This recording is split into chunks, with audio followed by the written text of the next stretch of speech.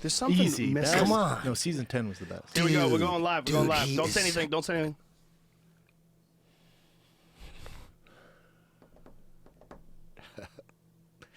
All right, welcome to Fight Companion. If you never heard one of these podcasts before, this is not a normal podcast, but sometimes it becomes a normal podcast. So take a chance, bitch. Brendan Schaub's in the motherfucking house. What up? And my brother Eddie Bravo, Hello. of course. And we're watching the fights. This is Fight Night live from Japan. It's Josh Barnett versus Big Country Roy Nelson. That's the main event. Uriah Hall versus Mousasi. That's a fight I really want to see. That's tonight too. That's a big fucking fight. That's a juicy one. I like that For one. Uriah, it's a big one, huh? It's a huge one for Uriah, and it's a big chance for Mousasi. Mousasi it? has to take a chance. Yeah. Musasi's giving him a shot for sure. Yes, he's giving him a shot. I think if the Uriah Hall shows up, that's Uriah Hall's best moments inside the octagon. Like Uriah Hall, I think when he's sharp, is like one of the fastest fucking 185 pounders in the world. He's a monster. He's so and Athletic. you know what? One thing, one of the most, to me, the biggest curiosities about that dude is when he broke his foot, fucked it up real bad. Like you could look down in between rounds. We were looking at his toe. His toe was jacked. The bone was sticking out of it. Hobbles back to his corner. Then the bell starts the next round. He's throwing kicks with it. He's throwing kicks with it, and he's moving around like he doesn't feel a fucking thing. And then as soon as the round's over, I mean, he's wobbling. He'd be barely walk at the end of the fight. That takes some serious mental toughness. For sure, which is Uriah's biggest knock, right? His mental toughness. Exactly. And I think- I trained with the guy for a year. What do you think? He's athletically, he's the biggest freak. He's his own worst enemy. That's if the Uriah Hall shows up with the right mind frame, yeah, man, he's one of the best in the world. Wow. That's a big fucking if. And guess what? Mousasi has fought guys just like Uriah Hall. He's beat OSP. He's beat Hector Lombard back in the day. Hold He's on. fought big, explosive guys. I think OSP has mad potential. Don't get me wrong, and I think he gets better every time he fights. Like the Shogun knockout was a big fucking deal. I was super shocked by that. The Pat Cummins knockout, I was like, whoa. OSP is getting better every single time we see him. But like when it comes to the execution of techniques, there's just some shit that Uriah Hall can do that OSP can't quite do. I did see, but Like those wheel kicks OSP and shit pulls it like off that. against world class competition. Uriah You're Hall right. hasn't beat anybody. You're right. No, you're He's 100% beating these kind right. of C-level guys. You're 100% right. And that was my kind of original point, was that Uriah Hall, like his movement inside the octagon, like when he's sharp as he can be, he can do some freaky shit. 100%. He can. You see the Ron Stallings fight when he hit Yes. Ron Stallings with that right hand? Dude, that Insane. right hand's a goddamn laser Insane, beam. yeah. Bang! Matrix It's just shit. Matrix shit, Yes. right?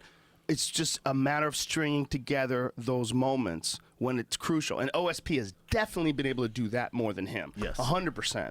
100%.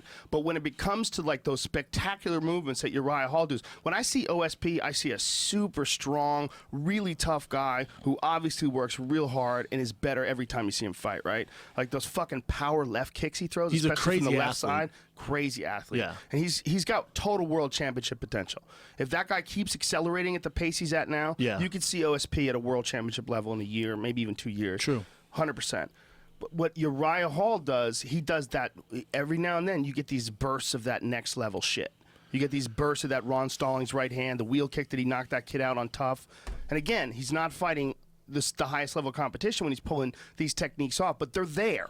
They're there. They're there, but he just hasn't done it, like you Right. said, against a high level guy. Then when he starts pulling that shit, like if he pulls Right. that shit off tonight against Mousasi, like Musasi's kind of seen this, man. Right. He's beat Jacare, like he's Right. beat some good He dudes. certainly has. He certainly has.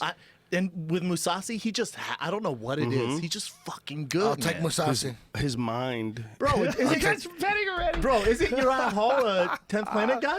Not Uriah Hall. He's no, not? no, No. OSP is. OSP is. I'll take OSP Mousasi. That's apparently racist. You know has what? a We wicked already twister. got a double Yeah, or that's nothing. right. I owe him Yeah. 1,000 from the last fight, Yes, you do.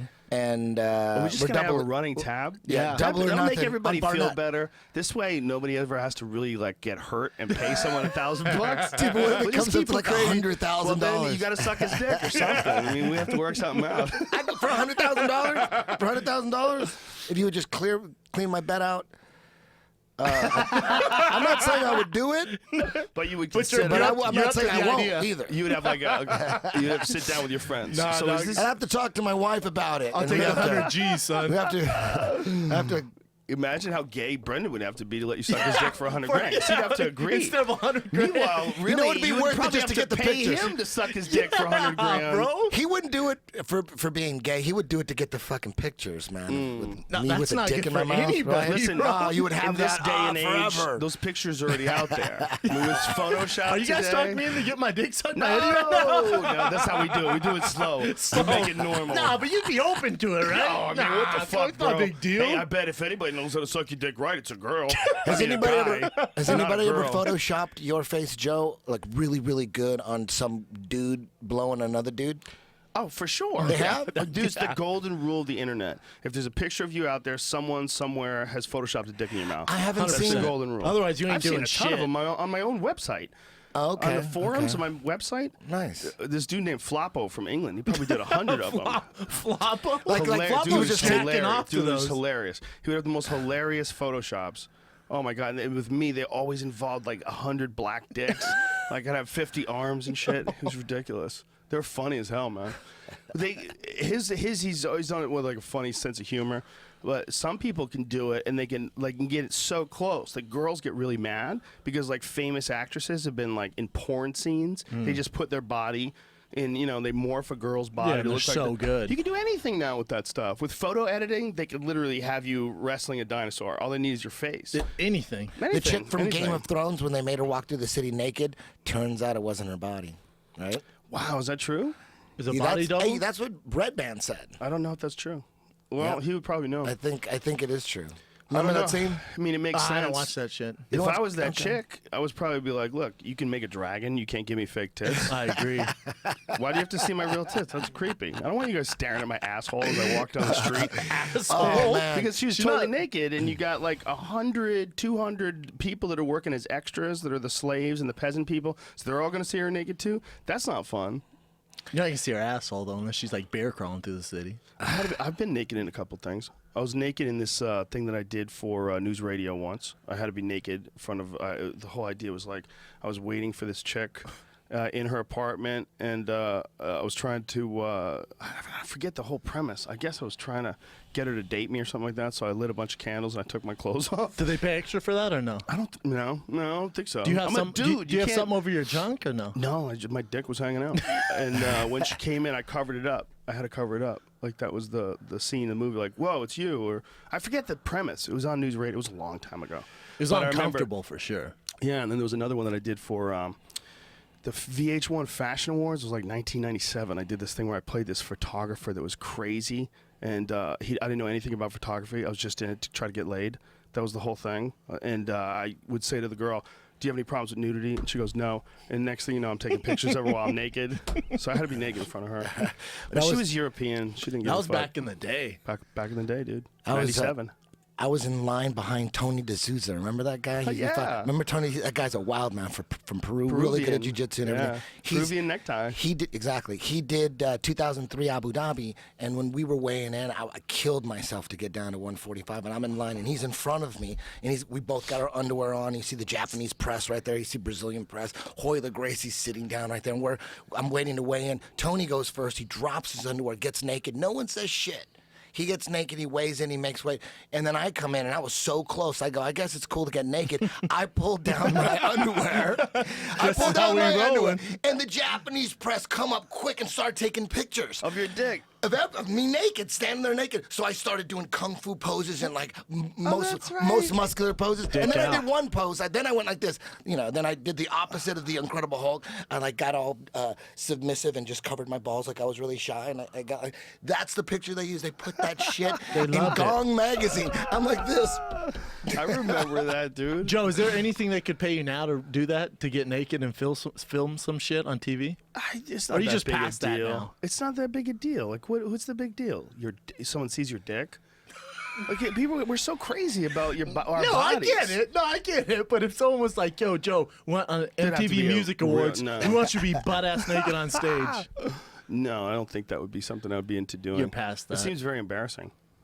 But the idea behind it is that there's something wrong with you being naked, and like that we don't know what we all. I mean, look at these crowd of people, right? You watch these two dudes fight. We don't even know who they are. You watch these two. This is a good scrap, actually. Yeah, it is. Homeboy just got dropped. Look at all those people in the audience. and you'll notice they all have clothes on. I mean, it's kind of ridiculous. Clothes are kind of ridiculous. You just know? want everyone to be naked. No, but this idea that we've created this outerwear, like some sort of a fucking weird homemade hermit crab thing. Yeah. We've created this outer shell that we must have on, except in the most intimate moments. I mean, there's something almost...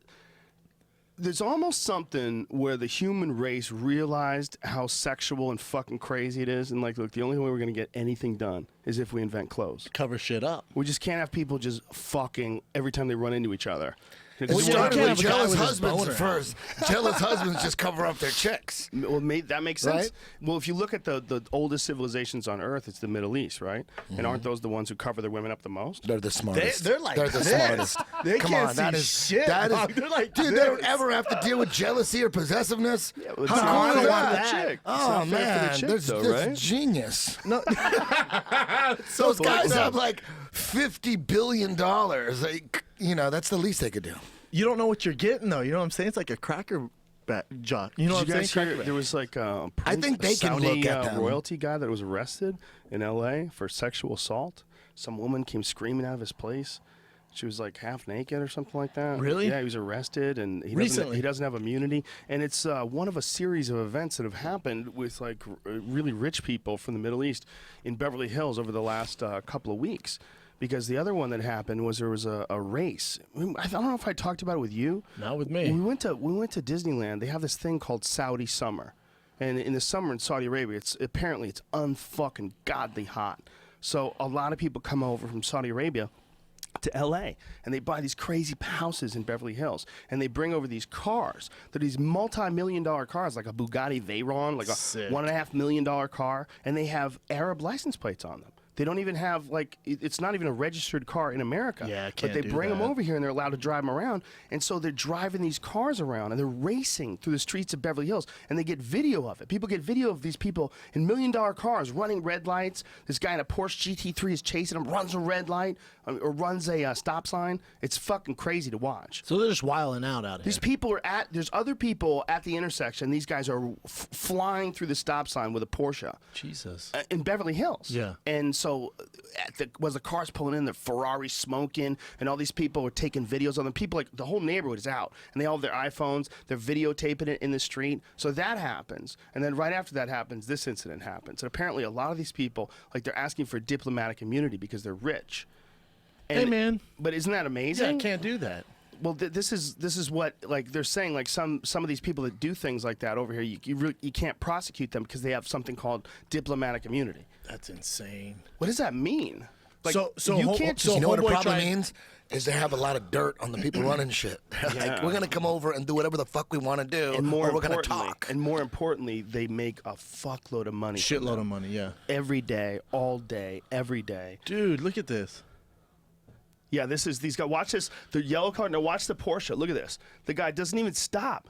There's cars to the left and to the right. That guy just blows through this neighborhood. Hey, man, not the Middle East. Can't do that here. Well, see, look at all these people in the street, and they're filming the Ferrari. Ferrari That's like a $1 smoking. million car. That's ridiculous. Yeah, I think that's a LaFerrari. I think that's $1 million car plus. It might even be more than $1 million. What was it? GT3. There's the Bugatti. There's the Bugatti Veyron. I mean, these guys have insane amounts of money, and they're buying up giant houses in Beverly What Hills. did Homeboy do with the girl, though, to get in trouble? I bet they do I don't some know, man. nasty shit I with don't that know. cash.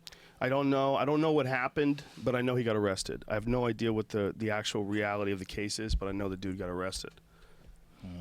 Crazy, right? You guys watching Narcos? I heard it's the shit. Oh, The best. you haven't. It's The best. nothing. It makes Game of Thrones look like Harry Potter. Dude. Yes, I and it's keep true. hearing. And it's true.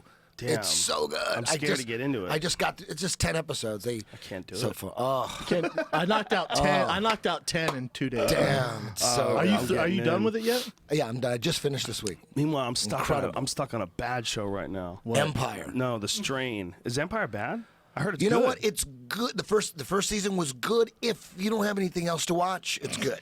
Well, fuck that. No, if there's That's a nothing else horrible going sell. on, it's better than watching like whatever's on at 2 in the morning on regular TV. But man, season 1 or season 2 just started. I just watched the season premiere yesterday. Whoa! Dude, Kenny Rogers is finally looking like Kenny Rogers again. They reversed some of that crazy facial surgery that they did on him. That was some sad shit, dude. He looked like Wanderlei Silva. Dude, no, he got pulled. It didn't look anything like him. They pulled his face way Why do guys do too that? tight. Girls do that too. They go to a bad doctor. I mean, apparently, if you go to a good doctor that knows what they're doing, they can tighten you up, and it looks pretty good. I feel like they all look the same. They all look the exact same. I think the ones that we're recognizing are the ones that are terrible. I think that's why we say they all look the same. I think there's some attractive older women that have had like little nips and tucks, you know. But I think when we see something like Kenny Rogers, you know, there's something hideous about it, right? Someone chose to squeeze their face tight to erase some of the lines. It's a bummer, man. You know, I mean, How about it you sucks just get too old? because especially that guy who's like this beloved character. You know, the Gambler series. Oh, sweet left fuck. hand. Sakes.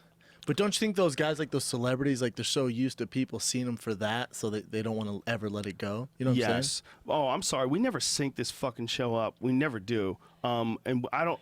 Jamie, pull up on the screen who these guys are, because this is a wild fight. These guys need Really credit. good fight. The dude who stands southpaw, the guy in the red with white, he's got a nasty left hand. They're eating shots. And these guys are tired too. They're in the third round here. Are they from like tough Japan or some That's shit a with those real good bullshit question. shorts? I didn't bring my my laptop today. That full short says UFC Road to Japan. What is that? Is But it has to be some sort of. Oh, this is like the. Oh my God, they're eating shots. So here's the gentleman's name. How do you say that? Zuto Horata. Mizuto Horata and Teruto Ishihara. Ishihara is the guy with the crazy hair. Didn't they have like a weird Right. like mock tough where Barnett and Nelson were the coach or some shit? Did they? And there was like I'm so out it was of the like on loop. UFC Fight Pass. Maybe it was some shit like that. There's like the almost- countdown to Japan. There's almost too many fighters to pay attention to. Oh, for sure. They're at number. Oh shit! Comeback. Hirota. Oh, sweet right hand by Hirota. Oh my goodness, that dude took a lot of shots too. Dude, have you seen the Japanese ring guard girl? Very pretty. What? What an adorable young lady. What? Good Still- for her. I'm a fan of course, the American ones. Very beautiful. She But, she might went to number one from me. really? The Japanese one? Wait She's till- got Wait till you booty? see this creature. Let me ask you this about when it comes to girls' bodies. Do you prefer 10 pounds overweight or 10 pounds underweight? Ooh, 10 pounds over. Every time, Every right? Hey, Every women, time. listen up. 10 Listen pounds up. over. Little fat ain't gonna hurt nobody. Little belly roll. Nah, that's, gives you a yeah, little I'm never extra mad at juicy that. ass. No one wants a bag of bones in the bed. But I The only think reason they- they want to be skinny is for other girls. Yeah, that's what I'm saying. When you see those girls walking around the ring, they want to be like as skinny as possible. Like in this culture, in our culture. In Brazil, they're not like that, man. Those girls are thick. But they have flat stomachs. Yes, That's yes. the They're in difference. very good shape. The girls Yeah. are in very good shape. Well, they're all in very good shape, but there's just so much worry about putting a little weight on. Anybody like a girl that has like a little like an extra 10 pounds. That's I'm all for hot, it. Yeah, right? if I'm managing the ring guard girls, they're fucking eating Mickey D's. You know what I'm saying? At night. They don't know that though. I know. Don't you think that they think that? No, they're, all they do is drink fucking coffee and water and like ice cubes for dinner. That's and all they try, fucking like, do. especially a few days before. 100%. right? Yeah, nah. Get that full rack of ribs, girl. It's crazy, right? It's crazy. It is It's a weird. weird thing because every guy I talk to almost universally has the same opinion. Like a little bit of body weight on a girl doesn't bother you at all. Dude, you're not my friend if you like skinny bitches. Lose my number. Lose my number, man. If you like fucking skinny girls, no way. There's There's nothing guys- wrong with there's liking guys- skinny girls. I mean, there's some skinny girls are hot as fuck. So some girls are just sexy, right? I agree. There's But- those girls. But the point, but no one, they don't look hot if they look like they're hungry. You know, you're not supposed to look hungry. I don't want you to be all nervous. Me neither, because I'm gonna be nervous. Starving. Yeah, Because I'm gonna be I'm gonna nervous. feed this poor kid. Jesus Christ. Just rice at the Yeah. crib all the time when you come over. That idea that these poor models have that they have to be these coat racks. Like shit, that's crazy. That doesn't even make sense. Well, it's like guys want to be real big. Most girls aren't in big muscular dudes. That's Just other true. dudes are. You know what I'm Yeah. saying? There's guys out there that'll look at a girl and go, "Oh my God, she has an amazing body and she's really skinny and has big tits." They like the big tits and like no ass. There's Very guys few. out there like that. You know, Very there's few. there's a balance thing that I think people recognize, and there's one thing that a lot of like big like weightlifter dudes do, is if no one's coaching them, they'll get out of fucking balance. Yeah. Where they go way titty heavy and way bicep heavy. Titty heavy. Right? And then they got these skinny ass necks. And you're like, dude, I know if the weight goes weird on you, you can't handle it. Look at that skinny neck you Look at have. that skinny neck, What is dog. this? What is holding you together? Like your pillar. The whole column in the center is made out of dog shit.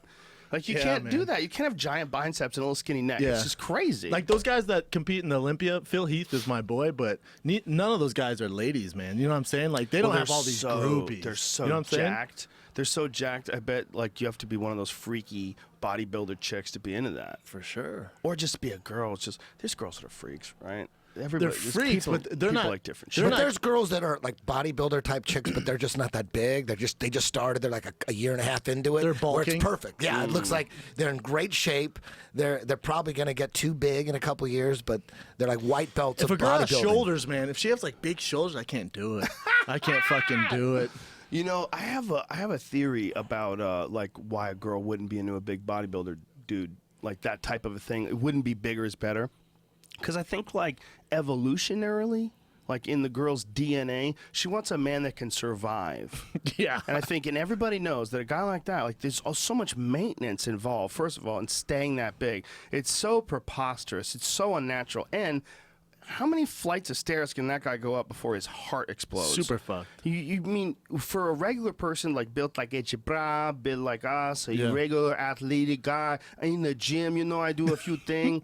These guys, they don't have, there's nothing in comparison to the demands that those fucking bodies have. Not to mention these bitches are eating fucking chicken breast and asparagus every other hour and just sweating. And sweating, and have no body fat. Like, they're literally close to blacking out every time they stand up. When those guys get down to that shred, Oh, dude. when their ass cheeks have like fucking rubber tire effect. shredded ass. Ridiculous. You know when girls cross that threshold of their asses and hips start, they lift so much that it's almost like a guy's muscular ass. Yes. You know what I'm Been talking there, about? been there, It's a my man. muscular ass. Been there, my man. It's a muscular ass. It's round as fuck from the profile. It looks fucking amazing. But when you look at it straight back, you're like, she's walking like a dude. Oh, right? there's too much lower back Or muscle. it's a if little- you're having sex, like, this looks like Shane Carwin.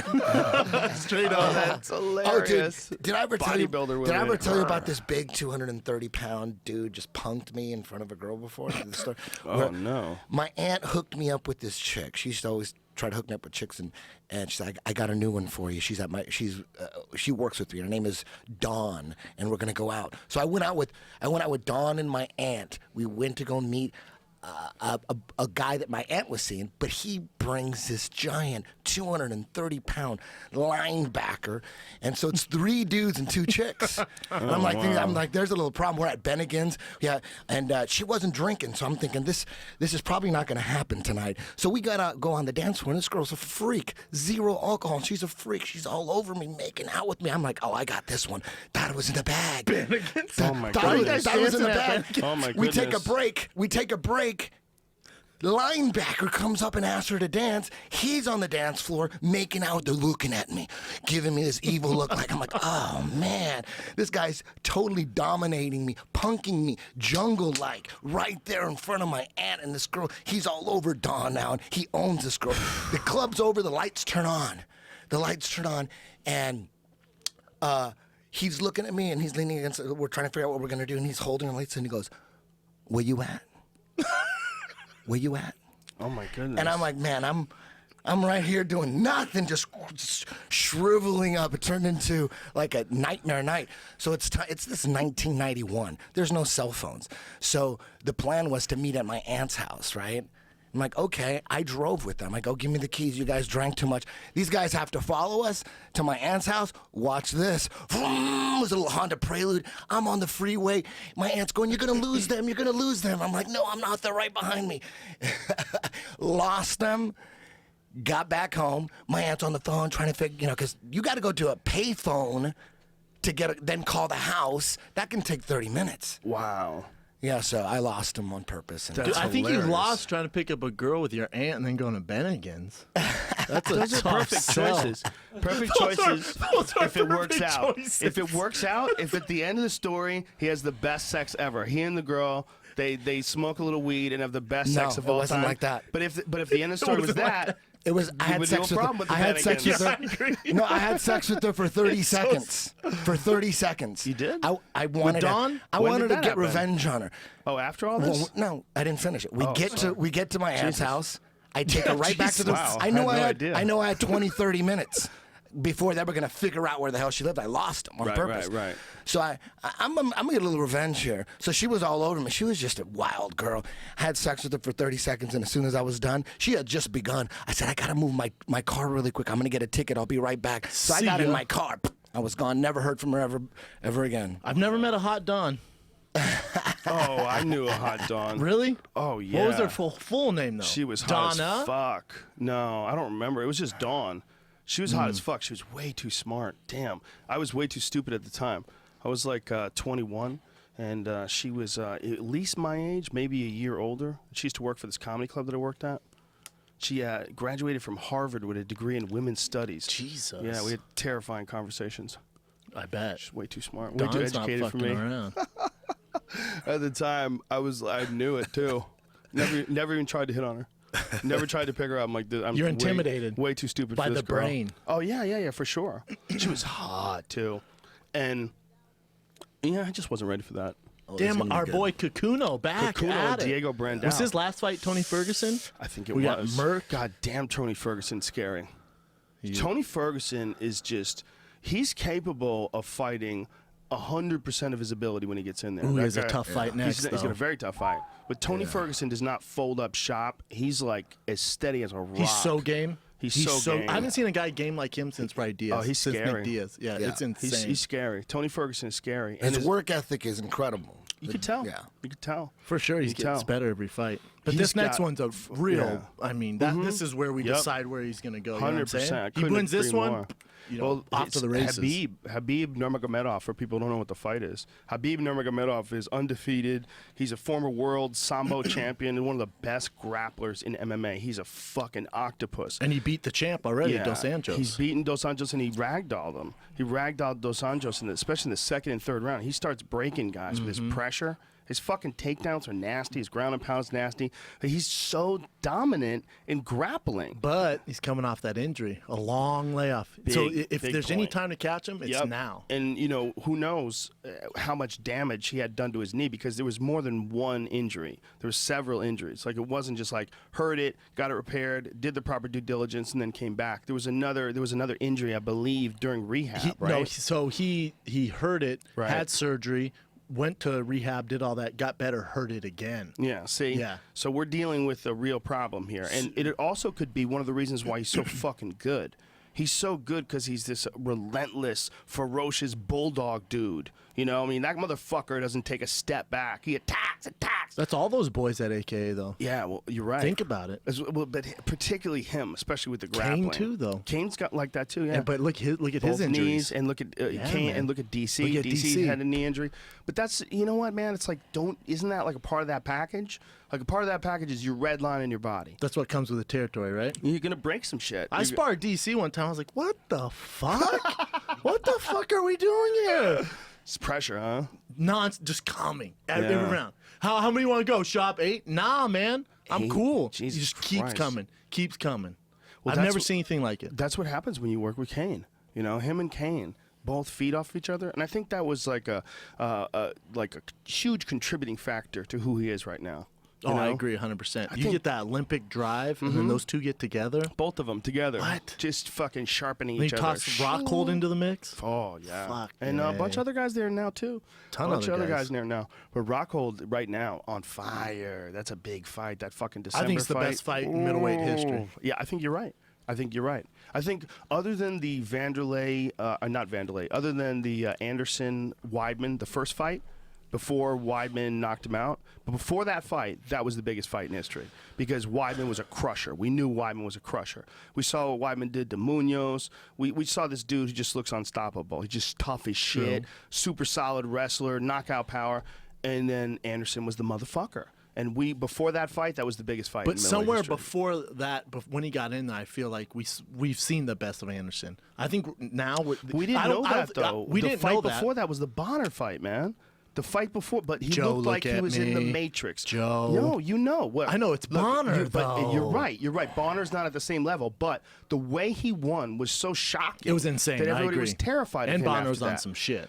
And he was on some shit. And then before that, he had destroyed Chael, the Vitor front kick. I mean, look, Anderson hadn't even been in trouble except for the Chael fight, and everybody knew he came into that fight with injured ribs. Pretty much after the fight, everybody knew, right? True. I feel like Weidman's beating dudes in their prime right now. He has. Rockhold's beating dudes in their. You're talking about fucking monsters, and now these two meet. They're But both before young Weidman in their prime. and Anderson fought, Anderson rather was considered the greatest pound for pound fighter ever. I agree. So- I and just then think they at fight. some point, maybe it was that fight, maybe it was in camp. He lost that edge. You know what I'm saying? It could have been that he lost that edge, or it could be Weidman's just that motherfucker. He's just that He could good. be that motherfucker. But before that fight, I think that was the biggest fight of all time, and I think it still holds up. I think this is right up there with that. I though. just feel like style-wise, Rockhold Weidman's a better style matchup. Like Weidman, I don't know, man. I thought Anderson Weidman was an amazing style matchup didn't. because I was like, Because how is Weidman going to deal with him on the feet? You know what? Because I feel because I was going off Chael and Anderson, and Chael could kind of do whatever he wanted. He kept taking him down, Right. That first fight. And kind of basically beat him, then ended up fucking up at the very end, getting caught in that triangle. Right. I feel like Weidman's a better striker than Chael, better wrestler.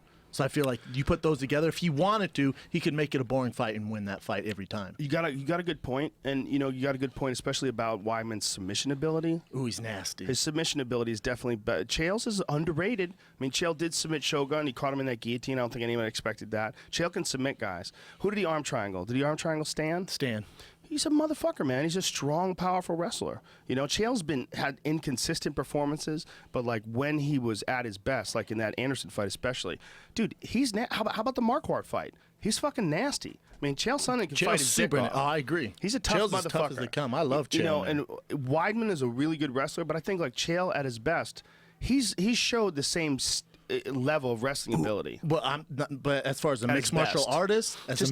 artist, Well, Chris Weidman's striking is nasty. He much outstruck Machida. much more dangerous with his power. Like, you see the Raya Hall fight? You see that fight? Yes, back in the day. Nasty. Yeah, in the super same nasty. left hook. The same left hook. Chael's never been like a really No. good striker. No, but not Weidman nearly can like put that. it together, Chael like looked GSP good. style. He looked good in the Anderson fight, the first round when he caught Anderson with a straight left. True, he I mean, his did. He boxing came out looked really striking, good. yeah. But the difference, I think, is that Weidman like, is a crusher. He crushes guys. And when he has you hurt, he turns into a fucking monster. And he turns it on and smashes you.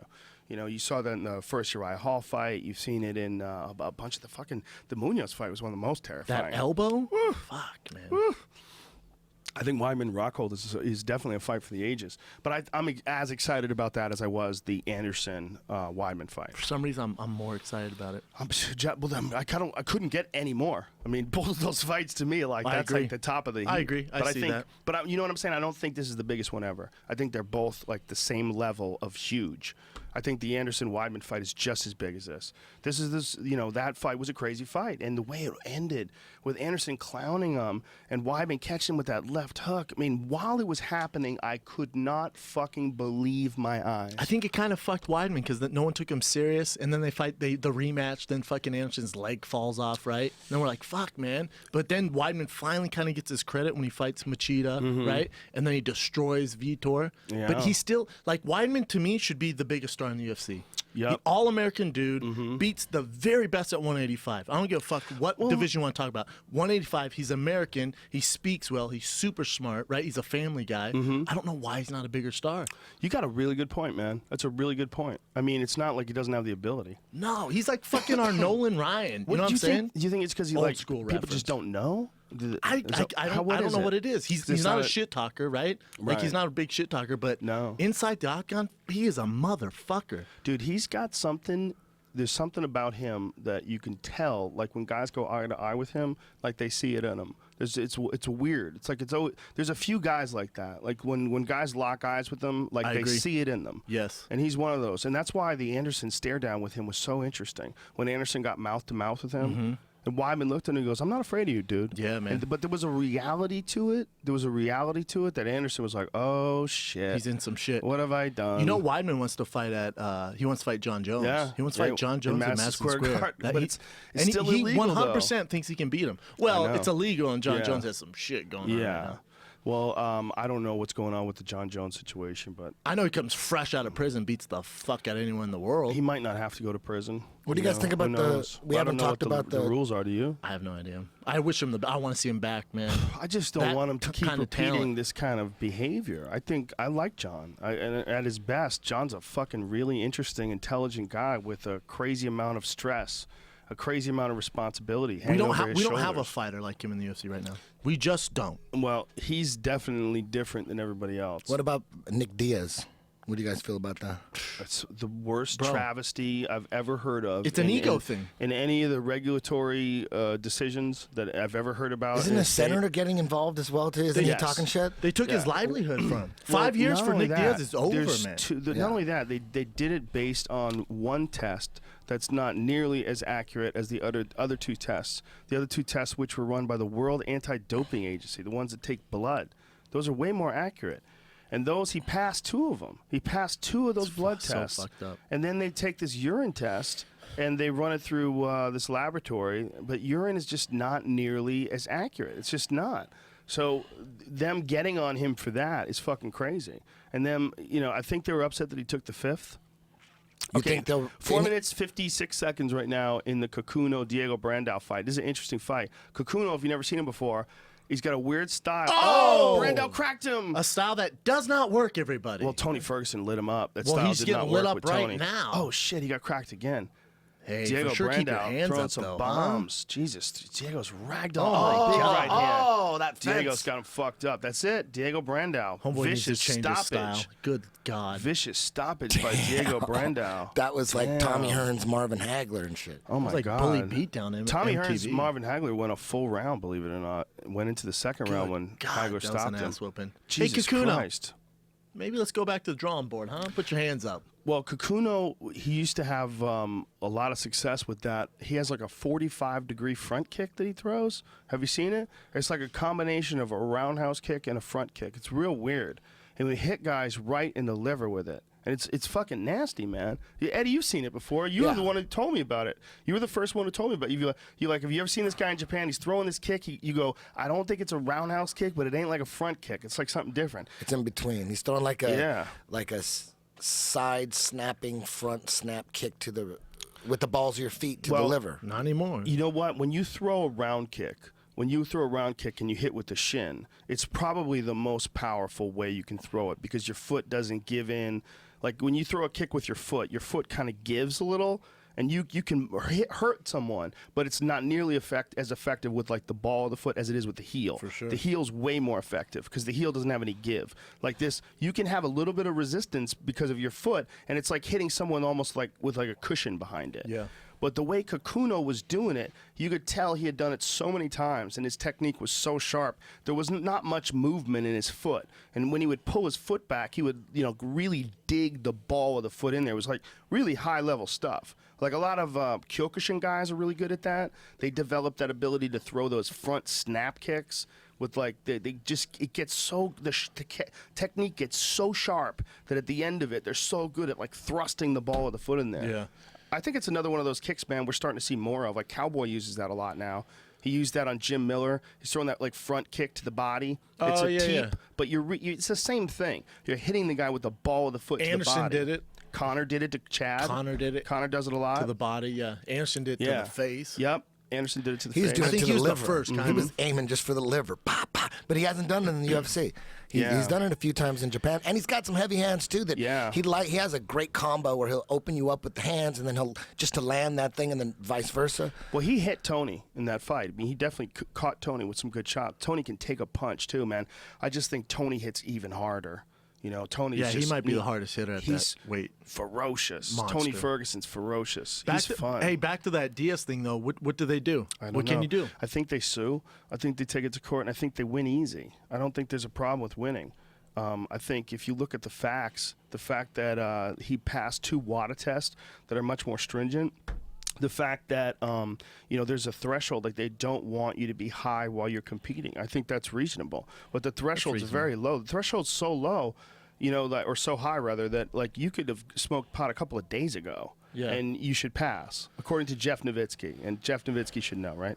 So I mean, I think they're reasonable about it. I think what's unreasonable is they're not willing to take into consideration those other 2 tests.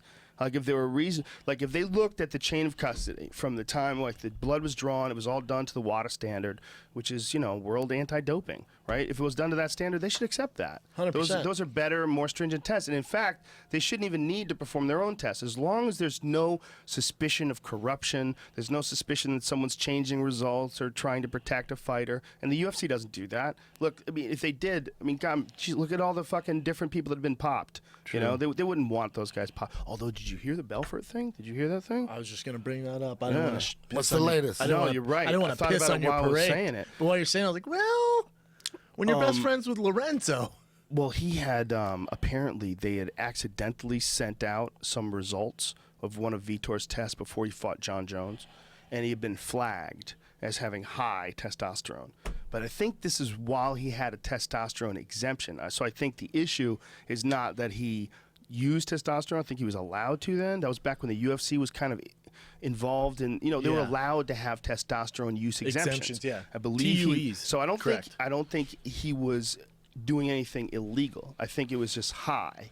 So I think they were talking about it in an article I read that the doctor would tell you, like, say if the upper threshold is like 1,200, which is apparently like really crazy, right? If the doctor saw that you were at 1,100 when they test you, they're like, look, you're a little high. Like 10 above 10 is high, so we want you to drop your dose down a little bit. And that's what their explanation was. And do we know what Vitor was at?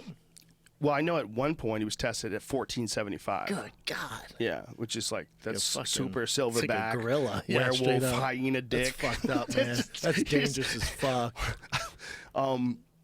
But people have tested real high before. I mean, Nate Marquardt was actually pulled out of a fight. Rick Story Charlie Brenneman took his place last minute and won against Rick Story. Yeah. Crazy fucking fight, biggest fight of Charlie's career. And they pulled Nate out because of his results. He was that high. He was that high. Like, he had an exemption.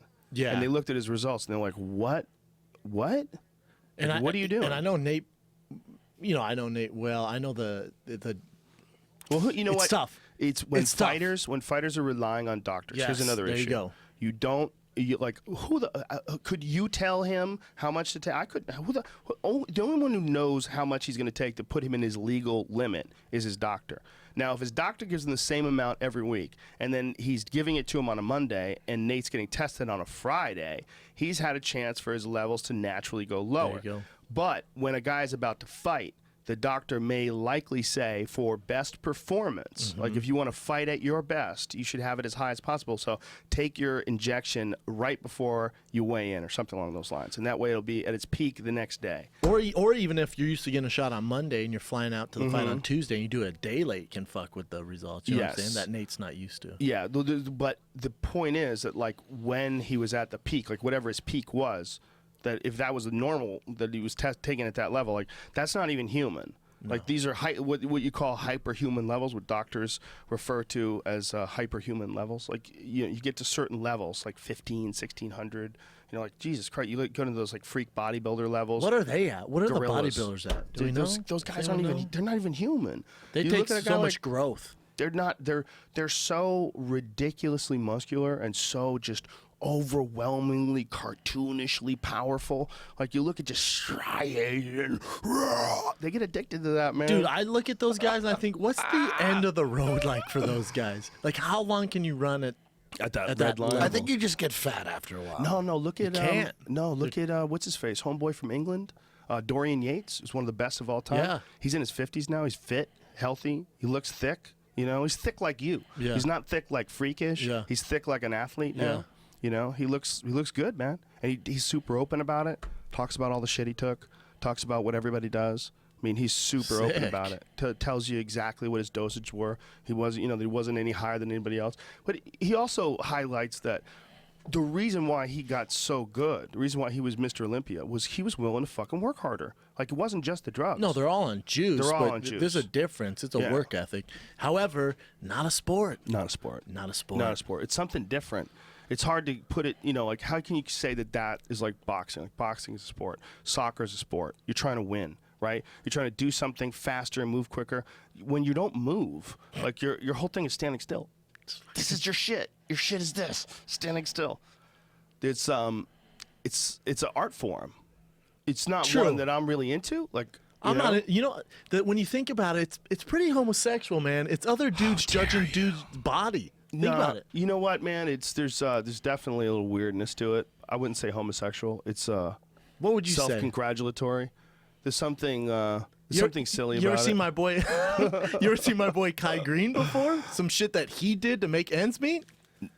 What? I'm preparing myself. Yo, what? Oh no. You know what I'm do talking want, about, Eddie? Jamie? What are you looking for, brother? Yeah, go grab some, man. Yeah, I'll take one. Thank you. Yeah, Kai Green who. Brandon? Yeah, I'll take a beer, brother. Oh, he did not call me Brandon. Brandon. Before we get going, thanks to Grillo's Pickles for hooking us up again. Those are the best. They're the shit. He's growing now. He's selling them in Whole Foods and all over the place. Of course, they're so- delicious. I met this dude in Jamie? I met this dude in a park in Boston. He was in the park. I was filming this scene in a movie with Kevin James, and some dude had a pickle cart. And thank you, brother. And I was like, a pickle cart? Who the fuck has a pickle cart?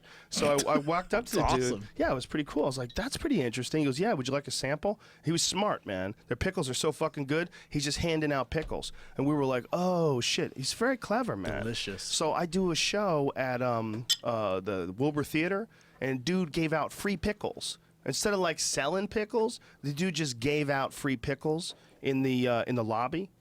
Like just giving people pickles. Guerrilla marketing, And just they become doing the damn you thing. become an addict. Yeah. They're so good and they're healthy. They're delicious. Pickles are good for you. They're like one of those weird snacks where it's okay to eat.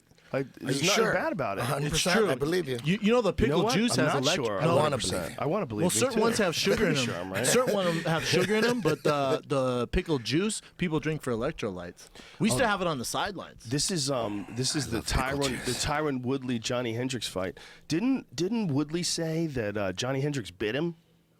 Didn't he say he bit him or some shit? He there grabbed you his go. face.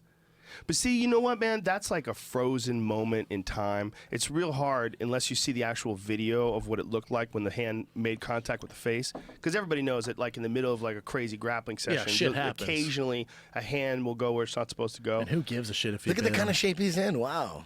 Yo, they were both in amazing shape. Both amazing fighters, man. It's a really interesting fight, man. Woodley is training a lot now with Duke Rufus. Help his in the- striking out. Yeah. That's his biggest problem is his striking, really. At I a wouldn't- high level. I wouldn't say it's his problem. I think he's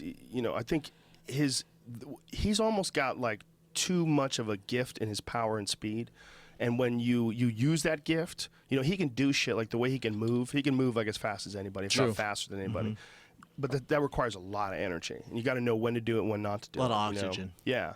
So I think he has, because of that, it's compared to a guy who doesn't have that kind of horsepower, he has like a unique situation. He has to really like figure out when to sprint and when to lay back. And I think you saw way more of that in the Kelvin Gastelum fight, and that was a fight that he worked with Duke. Duke is like such a smart, polished striker that I think Tyron can only get better training with him. But at the end of the day, what's scary about that dude is always that fucking bum rush, man. See, I that he think can with do. Woodley, that's what he has to do. Like with Woodley, I don't think say, hey man, let's drag this into later rounds and try and beat Johnny Hendricks. You ain't gonna beat him. You know that what way. I think? I think you get better at everything. I think that's it. I don't think like saying, hey, the only way you can win this is a sprint.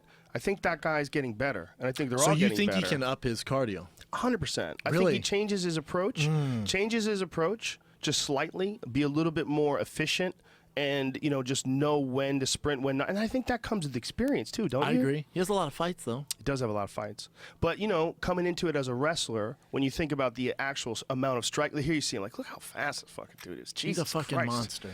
I think when you look at his actual striking experience, though, it's not nearly as much as, say, his grappling experience. 100%. So he's got to catch up in a certain way. That was a crazy fight. Him and Koscheck, Jesus Christ. Look at That him was just the big one, murking the fools. Jay Heron fight. That was the one where you say, Jesus, if this dude's bum rushes you, you got a fucking terrifying problem. But then it didn't work in the Rory McDonald fight. Rory McDonald figured out a way how to solve the riddle that is that big right hand and the bum rush. Kept his hands up high and did that the extension thing with his arms. He was throwing a lot of jabs. Rory's going to drag you into later rounds. Well, Rory avoided all the craziness. He Very avoided smart all the fighter. craziness. Yes. Very, and that's Faraz, dude. Faraz Sahabi's he's a a wizard. Beast. You ever see his breakdowns? He breaks down fights and talks about technique and why guys are good. He's one of my favorite guys I think on the as far as planet when it comes to MMA that. coaches go, he's number one. He's the best I've ever been Well, around. Matt Hume's pretty goddamn good too. He's revolutionizing Yeah. revolutionizing guard pulling. Yeah, he is. Think the about stuff it. he's doing? Think about his guys. GSP now and then Roy McDonald. Mm-hmm. He's had those guys since day one. Well, there's a few guys right now that I think they're all in the mix. I think your boy Mark Henry's in the mix. You know, For sure. For sure. Yes. He's so underrated, that guy. But he's all striking. He is Like all for us striking. is right. So black Faraz belt in everything. jiu-jitsu, Yeah. ridiculous kickboxer, a good great point. boxer. I'm just talking about like straight MMA coach. Right. Monster. Didn't he But wrestle in what? college too? he did something. But you know what, dude? How do you fuck with Matt Hume? I mean, look at Matt Hume's best student. His best student is pound for pound the best guy on the planet Earth today. Mighty Mouse Pound may for be pound, fighting, best on the earth. maybe fighting guys that are small and they may be, not the same sort of talent pool. But you can't tell me John Dodson is a motherfucker. He's a motherfucker. Don Dodson is a goddamn motherfucker, and Mighty Mouse shut him down and did so in the most efficient and impressive way I've ever seen. Mighty Mouse is top Barely 5. got hit. He's not my number one. He's top 5. Okay, well, it's all subjective, Oh, right? I agree. But he's my number one. I think he's the best. So, and you watch Matt Hume and him work together. You watch all the strategy that's involved and all the thinking and all the technique and the 100%. footwork. He's a mother. Those two guys, man. You want to have a super team? Jesus Christ! Faraz Sahabi and Matt Hume on the same team. Well, what's impressive with Matt Hume is at that lighter weight, you have to be good at fucking everything. No holes. No Zero holes. holes. And Mighty Mouse has that. He's good Yeah. at. He's a black belt in everything, world class in everything. He's also so fucking sneaky, man. He's so sneaky. Like when he's moving on those dudes, like when I'm watching him move on Dotson, I'm like, this motherfucker and his footwork, like it's never the same beat. You know what I'm saying? It's not like 1, 2, 1, there's no 2, tendencies. 1, 2. Yeah. There's all this sporadic shit that your brain has to try to process. And that's something that Faraz has talked about too, like overloading a dude's mind with possibilities. And I think Faraz is really the only guy I've ever heard articulate it, but you can see it in the movements of Mighty Mouse. That's clearly what they're trying to initiate. Bro, let's talk about Chris Weidman needs to do something. Mighty Mouse, we got to figure something out. know, We right? got to figure something out. We need a gimmick. I don't know if he comes in with a cape. I don't know what the fuck. We got to do something, man. know, man. We I got to got- figure something out. I just hope if we keep talking about him, people eventually figure it out. I So don't what's think the that's big enough. fight for Mighty Mouse? Maybe Henry Cejudo? No, Henry fuck Cejudo's no. a big fight, but now Henry Cejudo says he won't fight in Vegas because of Nick Diaz. And he You don't hear even that? smoke weed. He doesn't even smoke weed, but for him, it's a matter of principle. Every UFC fighter should do this. You want to make a fucking change? yeah. Just say, hey, we're not fighting in You Vegas. think they'll change it? You think, or they'll just say, I think fuck they it? would. There's so much money. You think they're going to change it? I do. think they're going to lose the lawsuit. First of all, I'm The pretty sure they're that going to lose the lawsuit's for lawsuit. real. They're going to go. Yes. Oh, 100%. They can't let this happen. They can't. And by the way, they've already lost when they had a lifetime ban on Vanderlei Silva. They lost that.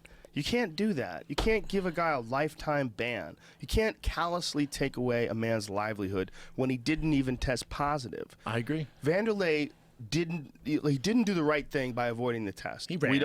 He ran. Can't do that. We don't know what he was on. We don't know what the situation was. We know what he said. Okay? But all I'm saying is we lay it out. I agree. You have to punish him for sure. Right? There has to be some sort of punishment. But the idea of taking away the man's livelihood as a punishment for escaping a drug test that if he was positive for would only get at the time, I think it was a 9-month suspension that was Correct. mandatory, right? You can't do that. It's insane. That's a tyranny. Don't you think just these fucks who check guys' piss and blood are the baddest dudes on the planet just trying to flex their muscle? Yeah, it's just- they go home at night like, yeah, he's banned for life. I fucked that dude. Well, you know what it is, man? I think it's the same problem that we have with cops in a lot of ways. It becomes a game of trying to win.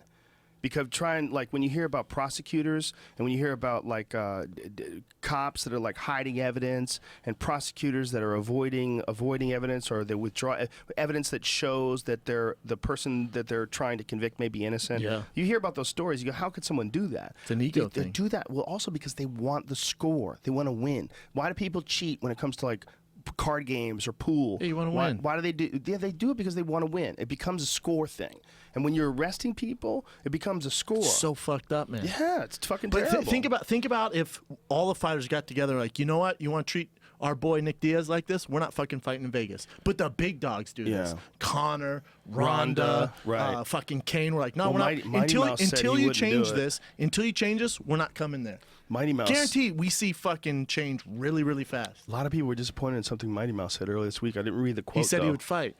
But I didn't. There was a quote that people were upset about. A very particular quote. Like, I don't remember what it was. I don't know what it was. I want to paraphrase it. Can we get Paraphrase Mighty it. Mouse a PR guy? Something? I don't Can know we what's get Conor wrong, man. McGregor in his ear or some shit? I don't know what's wrong. What about that case where those kids in Paradise Lost they get accused of murdering these boys in the woods because they thought the dumbass cops in the small town, they thought it was a satanic ritual because the animals would come and they eat the balls and they eat The the dick. documentary? You're talking about a Yeah, documentary? that documentary Where- Paradise Lost. Yeah. You got to see it. It's in 3 Oh, parts. the animals would eat the balls and dicks, so they thought that these guys ate the Satanic. balls. This is satanic. So they went to the high school and found the goth kids and fucking prosecuted them. So what happened to the boys? They were in jail for like 17, No, 20 the boys years. who got their dicks eaten. How'd they die? They ended up. They got their dicks eaten off. They didn't. They got murdered. They got murdered, but they went after the goth kids because they thought it was a satanic murder. When who knows who did it? There was So a they lot of. never convict. They They never. never found the guys. But there's like when you look into the story, man, Some shit. Yeah. it's deep, dude. It's 3 parts. Paradise Lost. Dude. They were in jail and they knew it. And when they finally figured out that they didn't do it, they decided to say. There was so much pressure with the Supreme Court that they didn't want to lose so bad that they said, "Hey, we'll let you guys out of prison right now, but you got to admit that you did it." Wow. It was so they they let don't him wanna out be wrong. instead of dragging on another couple my years. God. They let him out as long as they. Admitted that they did it. Yeah. Oh my God. That's And they so let 'em out. crazy. They let so 'em out. So they got them off the hook and then they let them out. They still won. They got conviction. That was the most. That was the most important thing. Look, by the way, George Roop is in the middle of fighting Mitsugaki right now. 4 minutes 22 seconds into the first round. It's a fucking scrap. Bro, so I haven't far. seen George Roop fight in a grip. Did I just miss something? Well, or- Mitsugaki, did he have a fight after the Dominic Cruz fight? No, I don't think so. Dominic Cruz made him take a Murked him. vacation. No, straight It's vacation. time to just lay back. Just fucking figure out chill what the out. fuck huh? just happened. I hear you. Dominic Cruz came out like a wildebeest. fighting TJ Dillashaw. That's a fight. Fuck, That's I a just motherfucker. I hope he stays healthy. I hope his he knee stays doesn't fall off. He's a beast, dude. He came running like some sort of a wild animal at him. I mean, that was what it was like. He It was beat like the fuck out of him. just swarmed like a Tasmanian Like, devil. just went off. Swarmed on him. Yeah, Yeah, and then after when I was talking to him, he's like, dude, I barely even remember the fight. he just saw red. He just went into the zone, like immediately into the zone. See, one of the things I like about Dominic specifically is the way he thinks about fighting. And you see that when he does the UFC analyst position, when he starts talking about, like, especially post-fight breakdowns of what guys did wrong. And he's really, really aware of, like, movement and technique.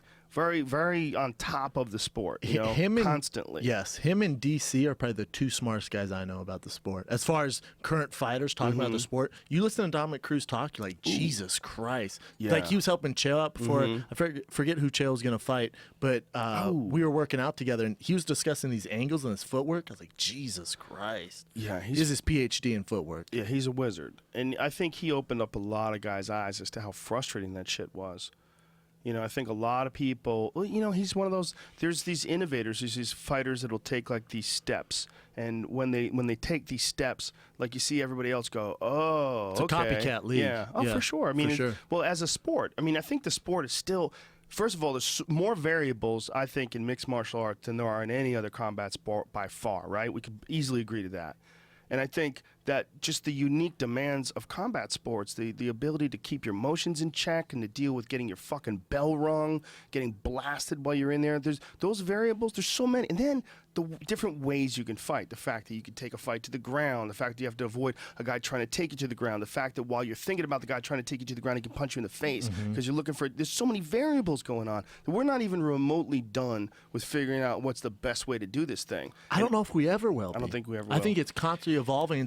a lot of Just it's based off jujitsu your personality. alone, you don't have enough time to master it all. There's no too way. much, Too much. too many techniques in jujitsu to master. You add the wrestling, and then you add the kickboxing. Man, it's and like body type and certain body types. Sure, the You know what I'm Hodger saying? Gracie body, right? Arguably the best, right? That's the best body for the long, strong Yes. guys. his striking's getting better, right? Hodger Gracie. It seems like I don't know if he's still fighting, but his last fight, he won, and It's it looked like his getting there. jab Did he was. decide to stop doing MMA? I think so. Yeah, he's think he focusing on did. jiu-jitsu. Did he? Yeah, I think he He decided. He won his last fight and then just said, "Fuck it." I think so. Yeah, he won his not- last. I'm not positive he retired, but I know he's doing way more jiu-jitsu. It seemed like his striking was finally coming together. One It of the looked like he nicest had guys ever, Good man. footwork Yeah. and good Ooh, he's jab. good dude. I'm a big fan. I'm a Me big fan too. of his jiu-jitsu too. But you know who impressed the shit out of me in the Neil Magny fight is Damian Maia. I was like, Jesus Christ, he's Bro. a boa constrictor. I mean, I knew it from the Rick Story fight. I saw it in the Rick Story fight. I'm like, this is like a next level constrictor. You know, especially when he gets down to 170, he's a big ass 170. At 185, he was like a good size. Yeah. He wasn't like undersized, but at 170, you can tell that with his technique and then the strength and leverage, the long limbs advantage that he's having, God damn, he's on a tear right now. Woo! Super tear. But it's the way he took the back, and then when I talked to him about it afterwards, after the fight, he was talking about the adjustments that he had to make to get Neil Magny's back and to finish him off because of how he was defending. I'm like, this guy's he's on a very, very high level, very Super high level. Thank God. And then I can't think of a worse matchup for Neil. Then Neil took that fight against Eric Silva and then won that fight, so he's back on track. Yeah, now. the Eric Silva fight was a good fight. It was weird. It was weird to see Eric Silva look like that, right? Yeah, Like a lot of people super weird. had questions about the way he looked physically. You know, I mean, this is just something we're going to have to deal with in the middle of this drug testing environment now. Like everyone's under suspicion, right? And when you come in and your body looks radically different than it did before, immediately people are going to suspect. Don't you think people have the right to suspect? For sure. You think For sure. is there steroids in boxing? Yeah, You definitely. serious? Yeah. Huh? course. They haven't figured out how to 100%. boxing's been around for 7,000 years, and they haven't figured out how to keep that They don't give a fuck. together. They don't Let give a me fuck. tell you They don't? something right now. Let me tell you something right now. The amount of testing that the UFC fighters go through is above and beyond anything you ever see ever in boxing. Ever. Unless So you could have you a- get a Floyd Mayweather, Manny Pacquiao type situation where they Then agree. it's similar. They agree to WADA testing. Yeah. But even in that one, we found out that Floyd took an IV. Yeah. Bro, Like, you're not allowed to take an IV. Without that's getting it cleared. Yeah. In boxing? Yes. Yeah. Really? With under the U.S. anti-doping agency rules, because you can use an IV, and the IV can mask the use of any sort of steroid you're on. Yeah. Bro, you ever Somehow. seen Evander Holyfield back in the day? That was He could have won steroids? like Oh, yeah. third in Mr. Olympia. He's fucking jacked. Well, when he went up from And he got tested cruiserweight- positive. He didn't test positive, but he got linked to a steroid clinic under the name like Bowley Holyfield You or think some Tyson bullshit. ever True fucked story. with that? He got fucked. What about Tyson? What do you think? What do I think? If I had to bet my entire life savings on it, 100%. But I don't know for sure. Who knows? I know professional sports. I'll tell you what, though, man. When Tyson came out of jail, remember when we saw Jack Tyson? Damn, Ichigaki could just crack George Root with 2 big shots. Remember Jack Tyson? Oh, yeah. When Tyson fought, was it Kevin Ferguson? Was that his Yeah. first opponent right out of jail? Is that was his name? Kevin something? Ferguson, that's right. Is that right? Yeah, that's I feel right. like it's wrong. I- There was an Irish guy. Tony Ferguson? No. No, Who was the no. Irish guy that he fought the first time out of jail? I want to say God, I Jake feel like O'Brien. Ferguson's right. No. McNeely. What's that? McNeely? Peter McNeely. That's it. Jake O'Brien is the guy who fought in the UFC. What am I talking about? Yeah, he is light heavyweight. Yeah. And Yeah, heavy. Peter McNeely. When Tyson fought Peter McNeely, did you ever see what he looked like from that fight? Jamie, pull up a picture of Mike Tyson versus Peter McNeely. Fresh out of prison. He looked like a bodybuilder. He looked like a bodybuilder. Enjoy He had a that fight. Radical six-pack, fucking super buff. So he was getting good nutrition in jail. Everyone gets swole like that in jail. From those fucking 3 square meals a day. Terrible food they give you, apparently.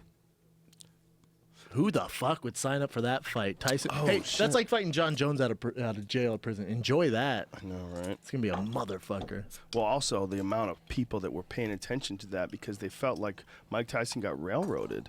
Like that was a questionable decision, like what had happened to him. True. And the lawyer's sort of strategy for dealing with the case was that the girl should have known. She should have At known 3 where she was a.m. going. in the hotel room. Yeah, that she should have known, but also she should have known because of the guy that Mike is. Like their strategy was to like make it look like he was just a bad guy. Look, you should know he's out there murking dudes. You know, go watch the Marvis Frazier fight and expect to. What do you think's gonna happen when you get alone with that guy? What the fuck do you think is happening? You know he has that big old dick coming up the hotel room. And that was essentially their strategy, the lawyer strategy, and that shit just didn't work. The judge was like, "Get the fuck out of here with this."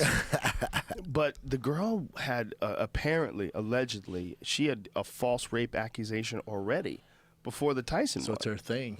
So it wasn't, you know, it was, look, man, some of these people out there in this wild world It's are crazy tough, as man. fuck. You don't know. You don't know. You never know. If Joey Diaz was Mike Tyson's lawyer, what would that sound like? Listen, cocksucker, everybody knows you're a fucking creep. All right? You're out there banging bitches. You're showing your giant dick to the fucking general public. You're going to plead the fifth. I'm going to fucking talk for you. Listen, Mike, you're the baddest of all time. We're going to get you out of this. The girl should have known. Should have known. It's 3 o'clock in the morning. The fuck do you think you're here for? We're going to read books. What are we going to do? We're going to hold hands. We're going to break out the fucking Ouija board and conjure up your grandmother. Suck the dick. I got you in a fucking hotel room. There's a limo ride. You ate lobster. You ate lobster. Did you eat lobster? Well, you suck dick. You eat lobster. You suck dick. Guaranteed. I buy Crystal because you're my friend. Come on. So she claimed he just straight raped her. I don't know what the exact claim was, but a while ago. There was, look, I really shouldn't be even saying what the evidence was because I barely remember. But there was something to the something similar to she had come up to the room, she had taken off her panty shield in the bathroom, and like they were saying, like that says that she was getting ready for sex, which doesn't necessarily mean that. It could mean it was. She didn't need it anymore. It was funky. She took a leak. She wanted to take it out of her vagina. That's what the garbage is for. Yeah. You know, I don't know. Yeah. I don't have one of those. Yeah, I don't know either, but so far, yeah.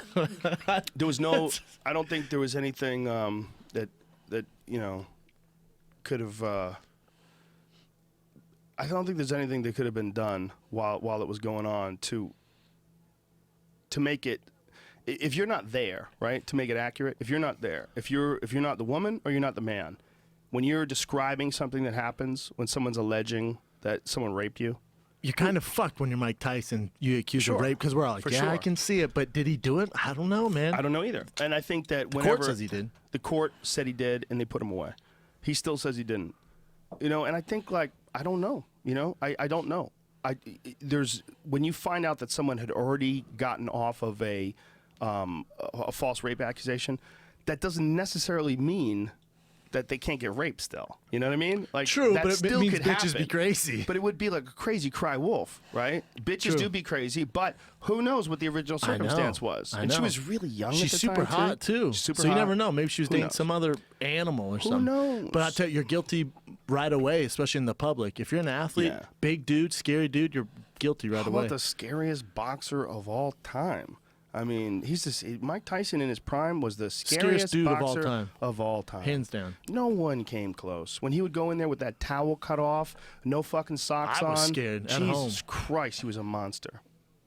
But anyway, who knows what the fuck happened? That was my point. But anyway, when he got out of jail, pull up that picture, Jamie. Did you get that picture of what? I was close.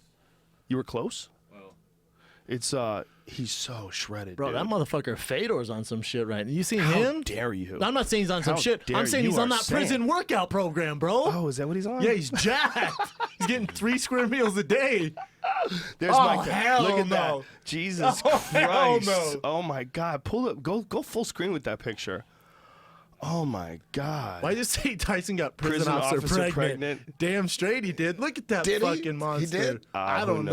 knows? Who That could be knows? some bullshit. Go to that visit page, please. Let's find out if that. Visit page. No, please what am do I? that. What am I? TMZ? I don't even want to read that. Of course he did.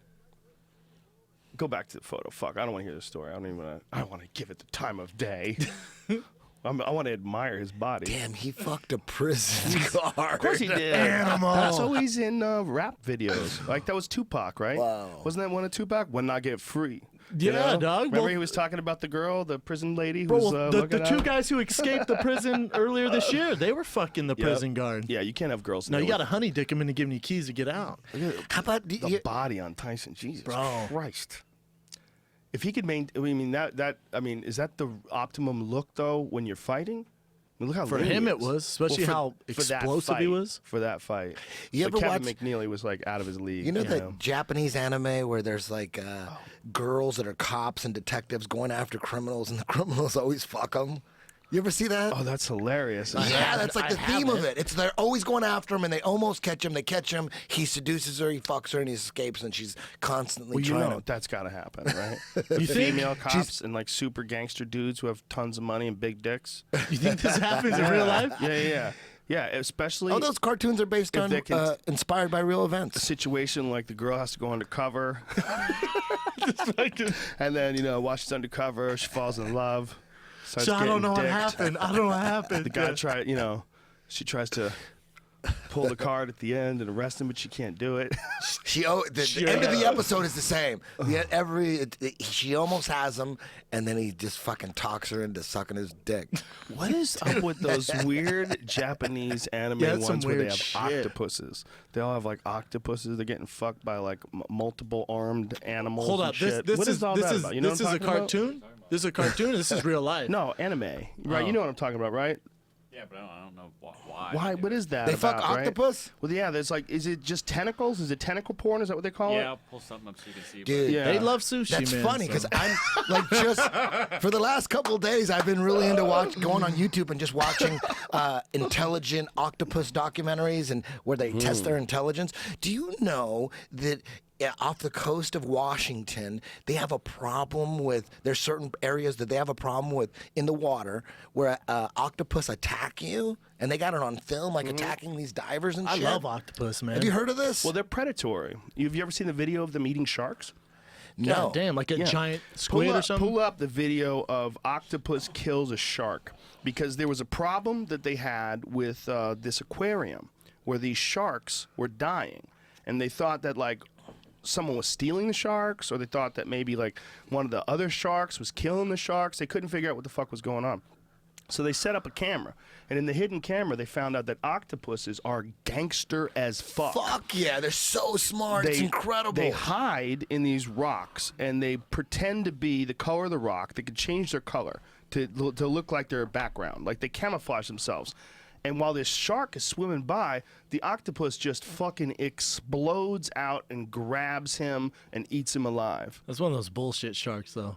Well, it's a small shark, but it's just when you put these motherfuckers in captivity, the sharks don't give a shit. As long as they have food, True. they're kind of dumb. But octopuses are not dumb. Octopuses are smart as fuck. I love a good octopus, Octopi. man. Yeah, I love I think them. you're supposed to say octopi. Might be one of my favorite animals. Does it actually capture it on film? Yeah. It's awesome. He's about to murk this fucking Yeah. sissy I shark. think I've Once they seen this, knew- but the footage ain't that good. It's not bad, dude. Once they knew that the octopus was doing this, they set up all sorts of cameras. You see how they edit this shit? Mm-hmm. They edit it. I bet. I mean, that was probably taken 3 weeks before. well, you gotta edit it. Well, I though. think both scenes are probably bullshit. You know what I mean? Like all is this other stuff, yeah. like all this stuff. This is like we gotta build a story. they're Eddie Bravo creating it. knows a You little gotta bit build too the much story, about the bro. business. You know a little too much about the business. Anytime I watch a Discovery Channel, I'm like, Here how comes- did they get the cameras all over this fuck? They're weaving a story. How many cameras how did they get the camera in the water like that? Eddie Bravo can't watch a fucking superhero movie. It's like, come on, you know he's gonna win. He always wins. Like, why would you watch it if you know what's gonna happen at the end? Why would you watch it? Do you think he's gonna lose? Did you think he was gonna die? At the end was over. Were you shocked? Were you surprised? Like, whoa, the good guy won. The good guy always wins. I want the bad guy to win. Why can't the bad guy win? I want the bad guy to win once. I like Narcos. All right, that's what I want to watch. Here I it goes. want Here to it watch goes. Watch, Narcos. watch. This is it. Oh, Bitch, got come his here. ass. Little bitch Oh ass shark. shit! Yeah. And he just Jacked squeezes him. the life out of him. Whoa. Jacked him. Well, their tentacles, man. Their That's tentacles. great Strong footage. as fuck. Their tentacles are not just strong as fuck, but the suction cups have prongs. They reach out and cling and rip things apart. Like it's not as simple as like those are just like soft suctions. Holy Like- shit! Don't That's they, have a great hook, footage. don't they have a hook? It's Joe? amazing. Don't they have a footage. hook in their mouth? Yeah, and if they lose a leg, their leg just grows right back. They're so gangster. And they have eyeballs that are they're really effective, but they're so different than ours. It's like a completely different branch of the evolutionary chain. That I mean, Yeah. Ain't that a bitch if you're a shark? Yeah, what's crazy Dive is into when, mollusks, when they're born, you know? from day one, they're on their own. So that's why they're so skittish and they hide all the time. But if you raise octopus in an environment where they don't have anything to fear, they go right up to you. And there's these octopus in this cove. I'm watching all these documentaries. There's this octopus in this cove You're a little too into where they're not octopus, Doug. afraid at all. You go into the water, they come right up to you and look you right in the fucking eye. They go right up to you and swim around and check you out. They're not scared of shit. But in the wild, since day one they're by themselves, their mothers don't raise them. They're just skittish and they're just hiding and shit all the time. well, I think when they come in contact with people too, if they have any sort of means of communication, they would let them know that people are dangerous. Can you like put- if they are For really sure. smart? Yeah. If I don't know how smart octopus are. I mean, how much Crazy smart. I know, right? Yeah. But I don't know how much information they can Transfer to express Dude, each they other. learn. to each other. There's all these videos of them doing. They learn really, really quick. Like they'll take an octopus, a wild octopus, they put it in an aquarium, and then they put a crab in some glass container where they could see the crab, and they can't figure out how to fucking get the crab. But then in the next container, they have an octopus that knows exactly how to get him. So the fucking octopus is watching the other one open shit up, and he's right there, and the octopus is like all excited, going like this, going, oh shit, I know how to do it. So then they give him another fucking crab in this glass container, and that octopus just goes quick. Quick. Eddie Bravo. crazy. Whoa, some octopus. Dude, can you look up octopus attacks human? They got an slap the octopus on fuck out of an a octopus. diver's I gotta take a head. picture of you with that shirt. Sit On a back a little diver's bit. head. I'm Octopus not worried attacks about human. a fucking octopus. I'll tell you that right Dude, now. No, man, that's they way have a scarier beak than a like a fucking hawk. No, I shark. get it. I get it. Dude, I'd rather rip be in- the fuck out of an Whoa, octopus. you Dude, say that. I would but rather if you were be in the water with a water- shark than a killer octopus. Get the fuck Come on, outta a killer here. Well, octopus? it depends on how big the You're in octopus too deep is. into this octopus. No, no, bro. no. How big would the They're octopus smart, be before dude. you start freaking out? I mean, we're talking about a You'd have giant to get- squid, like yeah. Moby Dick squid here. You'd have to start getting nervous No, at no, a certain octopus. weight. But here's the thing. 200-pound octopus, I'm out. Okay, yeah, that's what I'm saying. That's what I'm saying. that, Like, dude. especially in the water, it wouldn't even take that much. It wouldn't even take a 70-pound octopus. I'm talking Yeah. about like that Yeah. thing. I'm But talking about like. No, I- that's a look, big look, ass I look know at what you're this, look at saying, he's but on I'm his saying head. in the water. He's on his head. Look. If you're in the water, okay, a really big one like a 50, 60 pounder could kill you. It's real possible. I guess he They could drag me They could under. He's drag stuck. you, and they could bite your tank. They could bite your neck. my tank? They have beaks, dude. I mean, they can tear flesh not apart. fast. Are you watching They're this? not Look. fast. You're right. They're not fast. But I'd bite the if you fuck got, out of an if you octopus. got caught up with one of these in a tangle in the water, how are you tough. going to swim? How are you going to swim away? Like, what if it cuts your cable? If it's that smart and it cuts your scuba cable, you're a dead man. For sure. Unless you can get to a knife Bro, and I'm start talking about stabbing these that little thing in the bullshit head. octopus we were watching. There's a earlier. human getting attacked on this, and you guys are watching. You guys are discussing what would happen, and they're showing you what's happened. He's Oh taking my off his mask. He's taking Jesus. off his He mask. jumped on his mask. This is at in this Washington, dude. Look at Yeah, him. dude, I'm telling you, look at this. This Meanwhile, guy, the camera guy's not helping. this guy's getting jacked. Look at But this. look at him yank it off. Yeah, but he's got to be careful, right? Oh my God. That's a big ass act. I'm not talking about one of these Well, Moby think Dick about squids, how bro. how deep was he in there?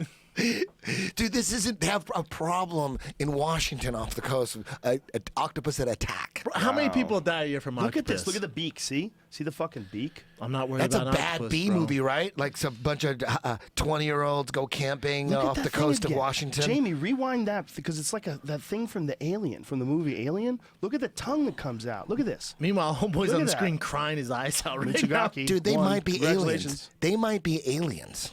Or they might live in the ocean. I'm gonna go with Joe on this one. I mean, they're right there. I mean, here they are. Look at this Maybe poor they're, diver. they're animals from another planet. Yeah, this guy's getting jacked. I think it was just trying to test him. But they found these fossil remains of what they think was an enormous one. The problem with when these things die, we don't know how big they used to be. We know like Megalodon existed, but we know that basically because of his jaw. 'Cause Yeah. we don't know how big their beaks were, and like there's times they can't find their bodies because their bodies deteriorate. But they have fossilized remains of enormous suction suction cups in like an octopus's tentacle formation that they think indicates that like those mysteries of the Kraken, where they would talk about this enormous fucking octopus that could take down a ship, and that sailors would see them at sea and be terrified of them. That's some scary shit. Could have been bullshit, but they have these fossilized versions now of those tentacles, the suction cups, that are making scientists reconsider, and they think there might have been an enormous one. Like, they never even saw that giant squid until like a few years ago. I'm just saying the octopus now, not scared. You think That's all I'm saying. Dudes are gonna train octopus to jerk them off. Watch, that's the future. God. No, man. You it would wish. hurt. They have like little pokers in those tentacles. You gotta man. clip them. Clip the pokers. Clip the pokers like a cat. Like, you give your cat. What do you do to the decoy your gerbil cat. when you put it in your butt? You tape You him break up, I his guess, jaw, right? No, No, they you don't pull do his that. teeth out. Yeah, No, but right. you guys have the wrong Richard Gere manual. Come on. You break their jaw, right? No, you shave them down. No, you just Pull the teeth you out, put bro. them in a giant condom, like a bicycle For inner real? tube. Yeah. Oh, that's No, they're gonna break dudes, that, bro. Dudes go raw dog on them. They go raw gerbil on Wait, them. but if you want to do it safe, Go raw. if you want to do it safe, You gotta wrap break them their up in jaw. a bike hose. Dude, I would never do it without breaking their jaw. Just put it inside you. You just a nice hammer fist. You just hold their head down and go, psh, just one little, psh, and that's it. Josh Barnett versus Roy Nelson is the main event here, and this is interesting watching Josh Barnett back in the fucking Pride He hasn't days, fought in man. a while. No, he hasn't. He hasn't fought since Travis Brown, correct? Correct. But he's been doing Metamoris, but that's a different animal. isn't Killing it? it at grappling. Submit Huron Gracie. That is not easy. Yeah, he's a beast, dude. He submitted Dean Lister, too, who's even bigger than Yes, Huron. Dean Leister. There you go. And he was the first guy. Leister. Leister. Not Leister. like Leister Bowling. He was one of the first guys to submit Dean in like fucking 15 or 16 years. In, like, How long has forever. it been, Eddie, in competition? I think. I think it's the Something first crazy. time ever, right? In I don't know if competition, it was ever. I thought. I mean, maybe it was like as a black belt ever, but whatever it was super impressive. Eddie, are we betting on this main event and co-main event? What? We're betting on the main event. Not the co-main I event? got Barnett. 1,000 on Barnett. See, I think Barnett's gonna win, but I'll bet you for the sake of You it. guys don't think That's that Roy double or Nelson can nothing. pull it off? I think he Can can. Haymaker his way out of there? I think Josh is too experienced to eat that one. I think guys have figured out Roy, right? Right. And it shows because he's won one out of his last 4 fights. He's 1-4 of his last 5, I think. Yeah, I don't know, man. I think Granted, Roy, he's been fighting tough guys.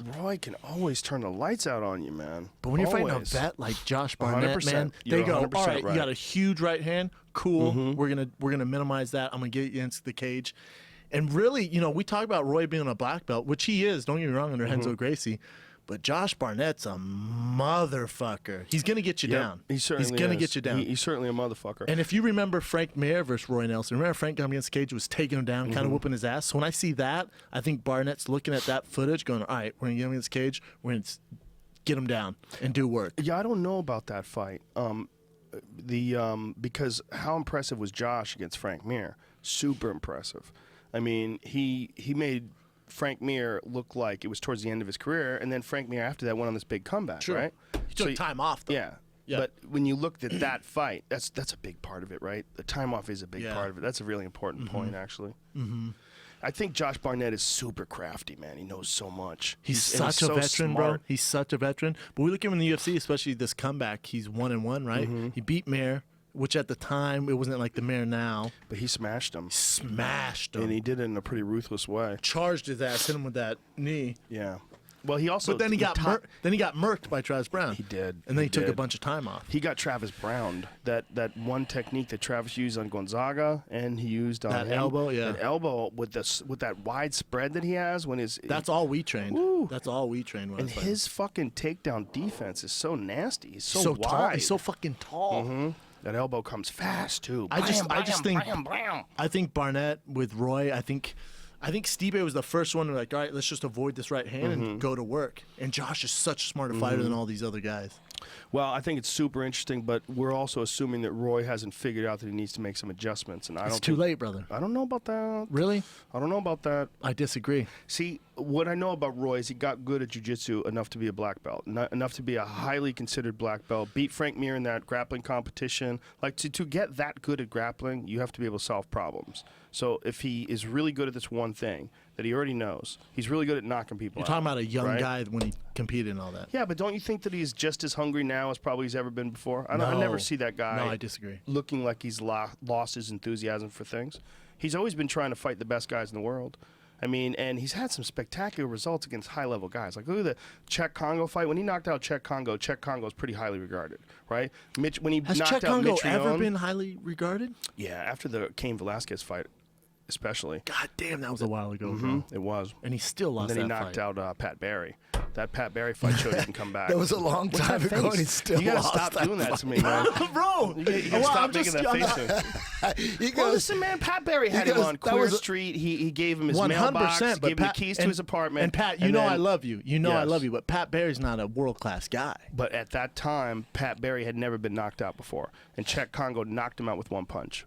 That's fact. That is a fact. Pat had not been knocked out before, and that sort of started like a series of bad losses that Pat had. He fought tougher guys. Pat is a wild dude, and Easy, he had Brendan, he easy. came hard and strong and had him hurt bad. For sure, that was an Had him hurt amazing fight. bad. One of the best of all And time. then Congo came back and knocked him out. So I think Congo's pretty highly regarded, in my opinion. In and the then, UFC. And then after that, Roy knocking him out. I thought it was pretty. I'm pretty sure that's the way it happened. I'm pretty sure Roy knocked him out after he had the war with Pat That's Barry. correct. Is that true? That's correct.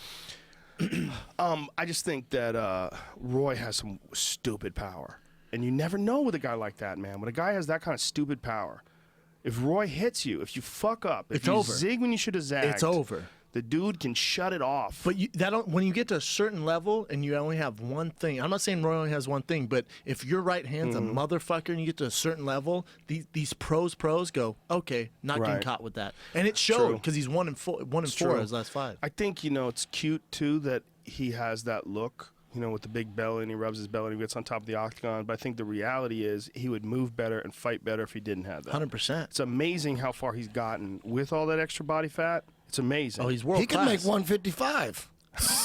That's a stretch. That's a fucking. First of all, how dare you? How dare you, dare sir? you? How is that a Cover of the UG right now? Come The on. fucking front page. Eddie Bravo says Roy Nelson could make 155. If he got his diet together, No. come No. on. He'd be a legit Come on. 205er. A legit 205. He's a thick dude, man. But, I mean, look, maybe It's he worked could for him, though, skinny hasn't the it? fuck out of himself and make 185. But if he did, he Bro. would probably be in hell. 205. 205 is But- reasonable.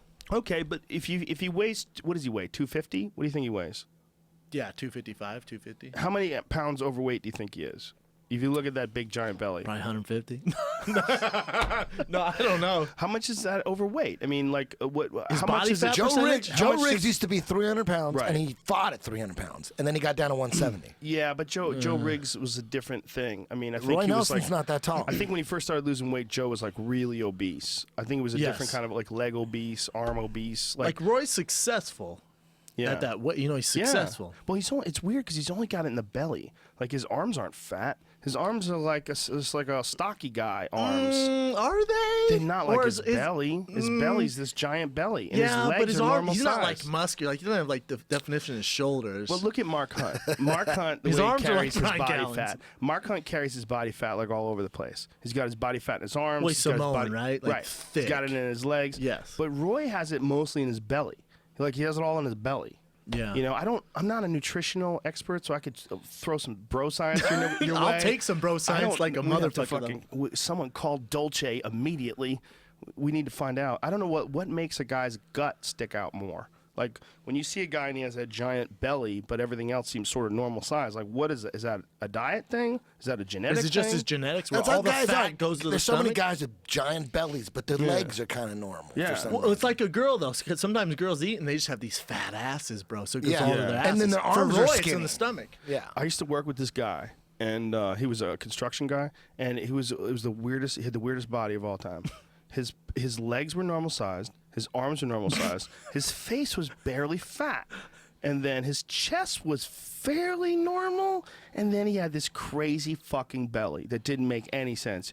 You would just look at his belly and go, what in the fuck? But then I thought about it one day. I was like, all that guy would have to do is get rid of that part of his body. And he's like a guy who plays softball on a regular basis. Yeah, he's a dime piece. Hitting the gym, taking a spin class. He looks like a normal guy. It's a big if, though. Sometimes it's a kind of a hormone issue, right? Like his hormones off, so it I stores wish up. I knew. don't fucking We're know. guessing. This is straight bro science. Bro science. When Roy you see- Nelson's a motherfucker. That could be though. a show. Just bro science. Just a would be bunch of us. dudes It'd talking be about us, science. Just straight bullshit. Very Dude, vague. I Very saw this vague. documentary, bro. Oh shit! It's a hormone thing. Yeah, like I don't fucking know. sometimes it's good to not have Google nearby. True. You know, just to like have It's dudes funner. It's way funner. brings us back to the old days. As long as no one likes to pretend, they don't like to pretend that they know what the fuck they're talking Because about. that bro science goes down the chain, you know. Because that whatever you tell me, then I tell someone. Exactly. Yeah. I Then mean, becomes how many science. times I've said that so many times. I heard. And Yeah. then You know what? Where I'm did I pretty hear? sure. That's why I always do that. I'm pretty sure. It's a weird thing though, man. Like people's diets. You know, I've been paying attention to my sugar intake lately over the last like few weeks. They like, say that's really, key, really. right? But I'm shocked at how much sugar is in things that I didn't know. Do you know that low-fat milk, for the most part, has sugar in it? 8 grams, son. They put sugar in low-fat milk because otherwise it's just nothing. Milk has and a by the ton way, of sugar. Low-fat sugar or low-fat milk rather, don't drink it. It has no nutritional value, none, because all the thing like vitamin D, vitamin K, vitamin E, they all have to bond to fats. So like there's no fats in the milk, so it's like you're just drinking water. I don't fuck it's with like milk. nonsense. I like milk. I like almond milk. Yeah, almond milk and rice milk. Almond milk again, same thing though. If you read the ingredients, that shit is all sugar. Nah, son, you can get 0 sugar. Unsweetened. Unsweetened. Unsweetened And it's almond milk? delicious. Is it 0 really? grams Yeah. of sugar. Most of the stuff you get though has the True. famous If brands. you get They like do have yeah. unsweetened though. Duncan Trussell called me up. He's like, dude, fucking, I found the best almond milk. It's so amazing. Tastes so good. It's good for you. I go, called it's you out over of- now. I go, why? How's it taste good? He goes, it's delicious. I go, ooh, did you check to see how much sugar's in it? And so we did it on the phone, and it was just some stupid amount. And it was for only like a little baby glass Yeah, that you man. know you're not going to have. You know you're going to have a big glass. I know if something tastes good, it has sugar. That's my biggest problem. That's my sugar by far. I have the worst sweet tooth, man.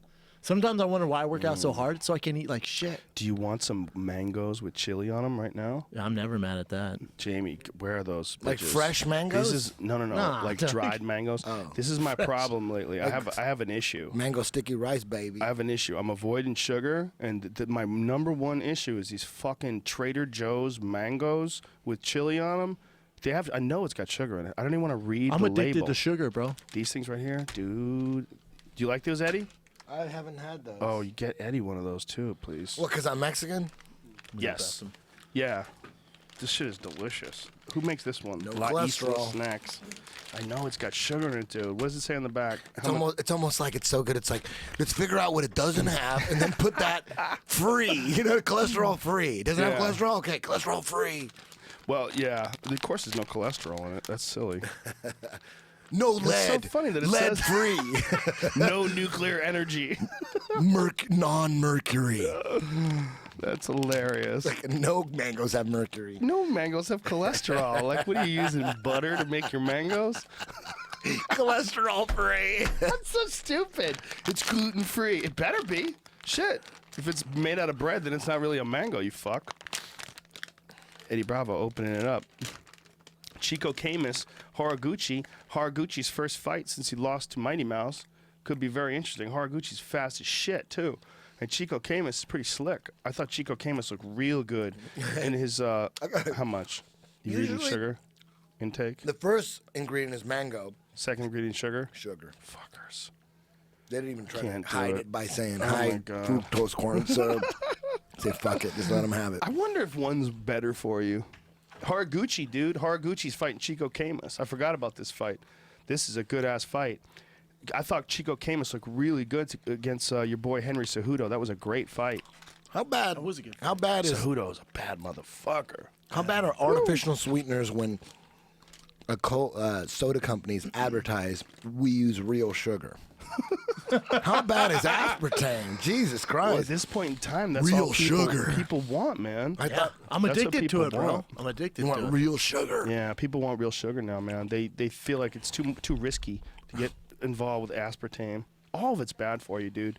The reality is, like, you're only supposed to get sugar from actual foods, like sugar from fruits, sugar from apples, you know, sugar from things that taste sweet. That's how you're supposed to get your sugar. Like this creepy way that we've got of like sucking all the sugar out and stockpiling it and then injecting it directly into our bloodstream in the form of candy. Like that's a drug. Oh, it's beautiful. And it's and it's completely alien to our system. I feel great though. But you know who needs it? Apparently, is those super triathletes and marathon runners and shit. They need sugar, dude. They say people who are real explosive need it for their glycogen. Oh, really? This is bro. That's good enough. I hear about that. Good to know. reference. 'Cause I want to be explosive. Well, who's that guy that was? It's only a body type. Who's the guy that was fighting MMA? The giant. He fought Tim Sylvia. Tim Sylvia beat the fucking shit out of him. He was a In the world's UFC? strongest man. No. Oh, Ray Mercer? No. Hold. what's his hold, name? Hold. Starts with a P. I can't remember his name. He's Strong from man. Poland, right? He's from Yes. Poland. He fought Tim Pudzianowski. Pudzianowski. Oh, Thank yeah. you very much. Real meathead.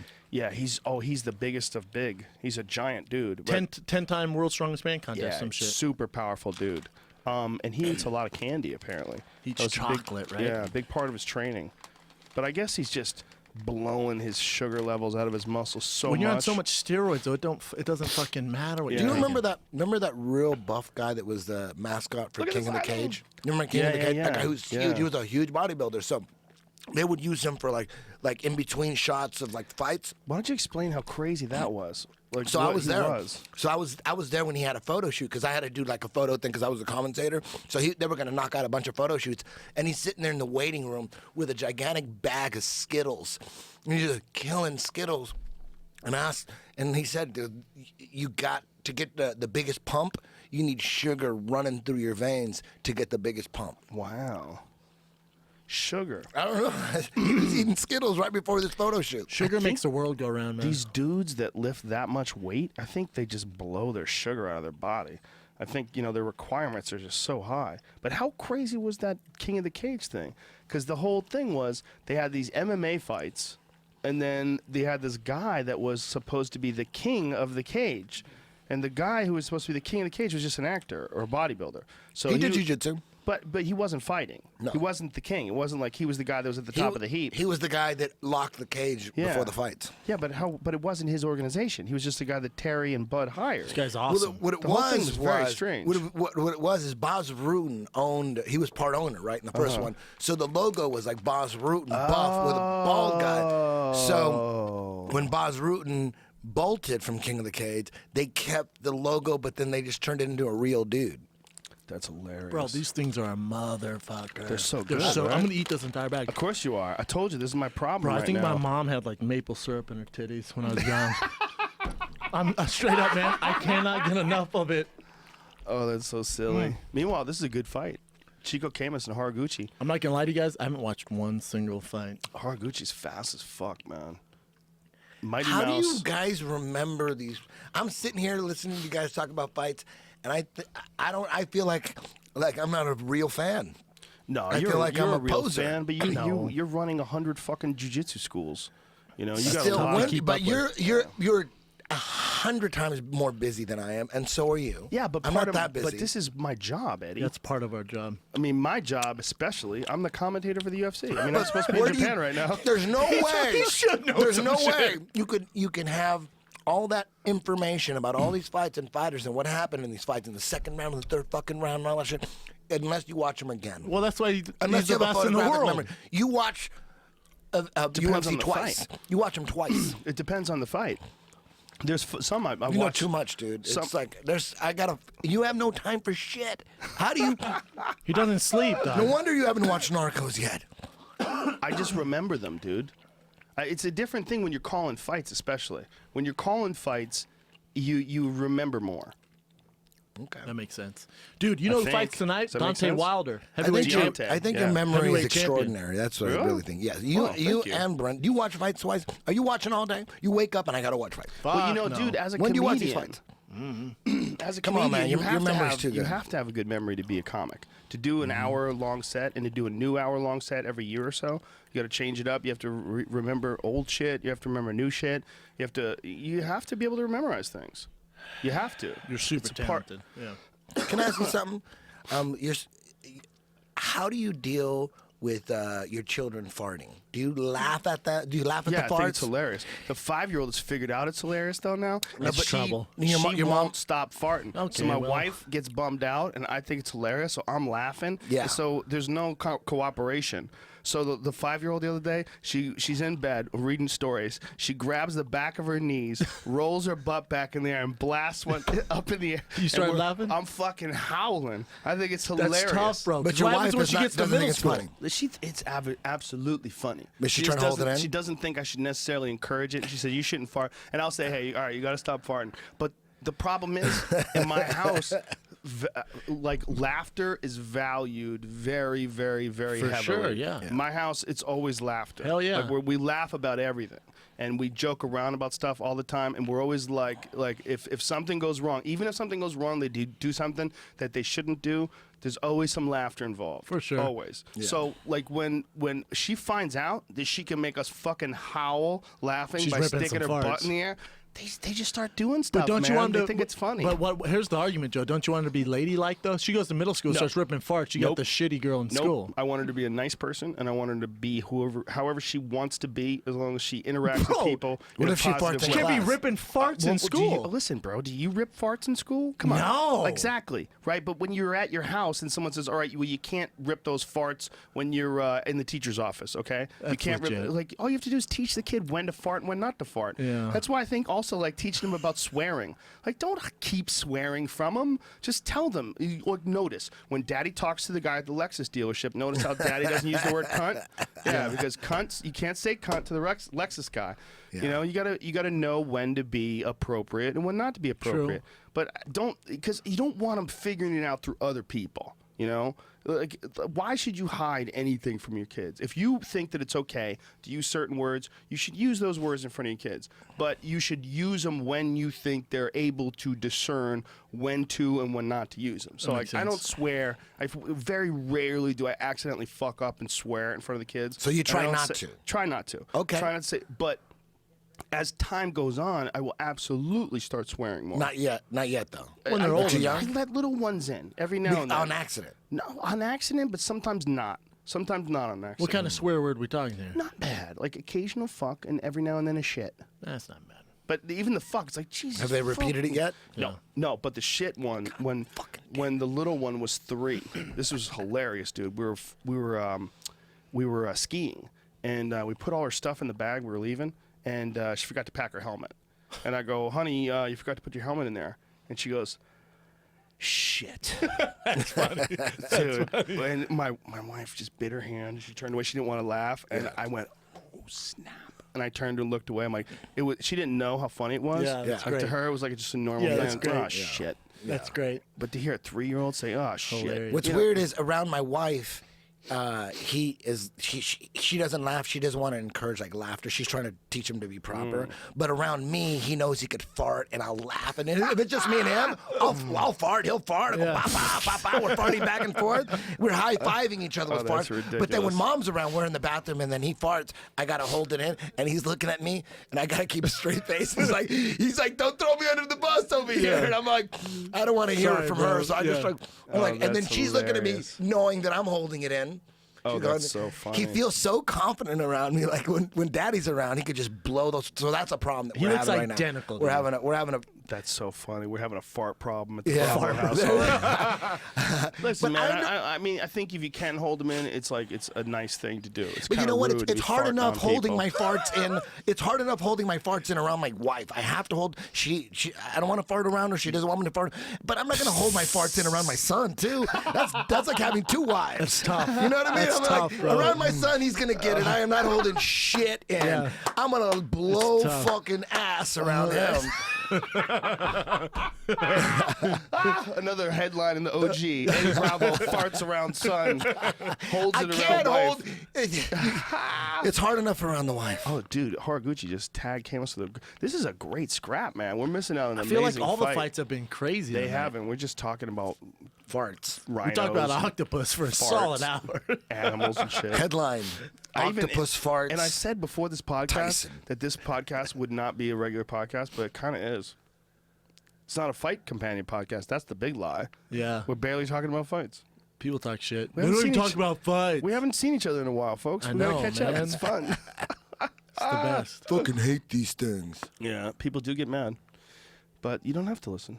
Yeah, no, for the most Meanwhile, part, it's all positive. Chico Camus looks super good in this fight, as does Horiguchi. They're As both it- tagging each other. Look how Horiguchi's got that crazy wide stance. Like, look how Hey, wide. what he time stands. is it over there in Japan right now? Does anyone know? That's a It's very good 11 question. in the, Oh, in the shit. 11 a.m.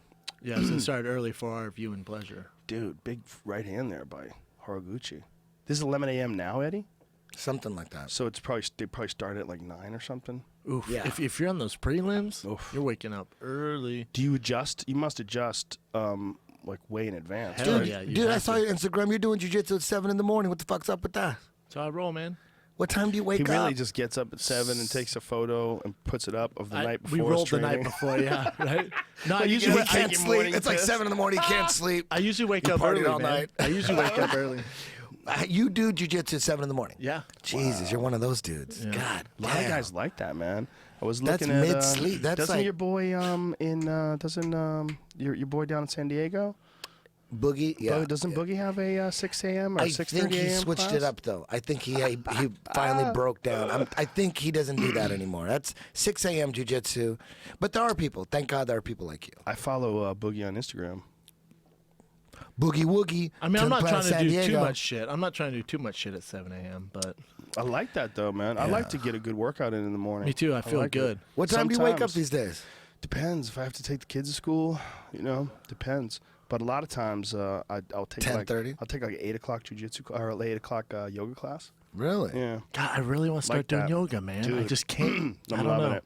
I'm being lazy when it comes to yoga. Getting very close to being able to do jiu-jitsu again. My shoulder's not bothering me anymore. I'm gonna get another MRI to get it looked at. But ever since the is this Deontay Wilder? Yes. Is this the highlights? Is the fight over already? Yeah. Oh, Wilder got fucked up, dude. Who's He had some Deontay? big fucking black eyes, man. Look at his eye. Holy shit. Shit. Oh my Boom. God, Wilder cracked. Oh my God, he got cracked. Dude, crazy story What about guys, these Wilder. guys, why? He has Is these this are a decision heavyweights. win? Was it a decision? TKO. 11th round TKO. He stopped him in the 11th round. Yeah. Deontay's for real. Dude, he Deontay's got a hurt. fucking monster, man. I wanna He see hasn't that been fight. fighting that long.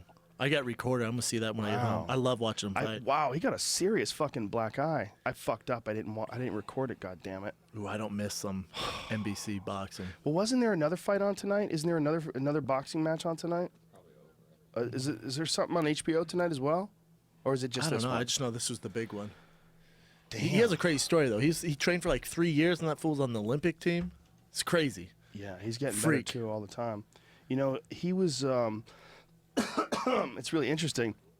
He was one of the guys that was in line for Tyson Fury. Tyson Fury, they offered him this fight, and instead he took the Vladimir Klitschko fight, and Vladimir fucked his calf up. I know. So now it's Postponed, right? Yeah, now he's he's shit out of luck. But I think Wilder's smart. Not taking a fight with Klitschko yet. He's not ready for that. Well, he's just he's getting ready, and Klitschko is Getting older. unless he's doing drugs.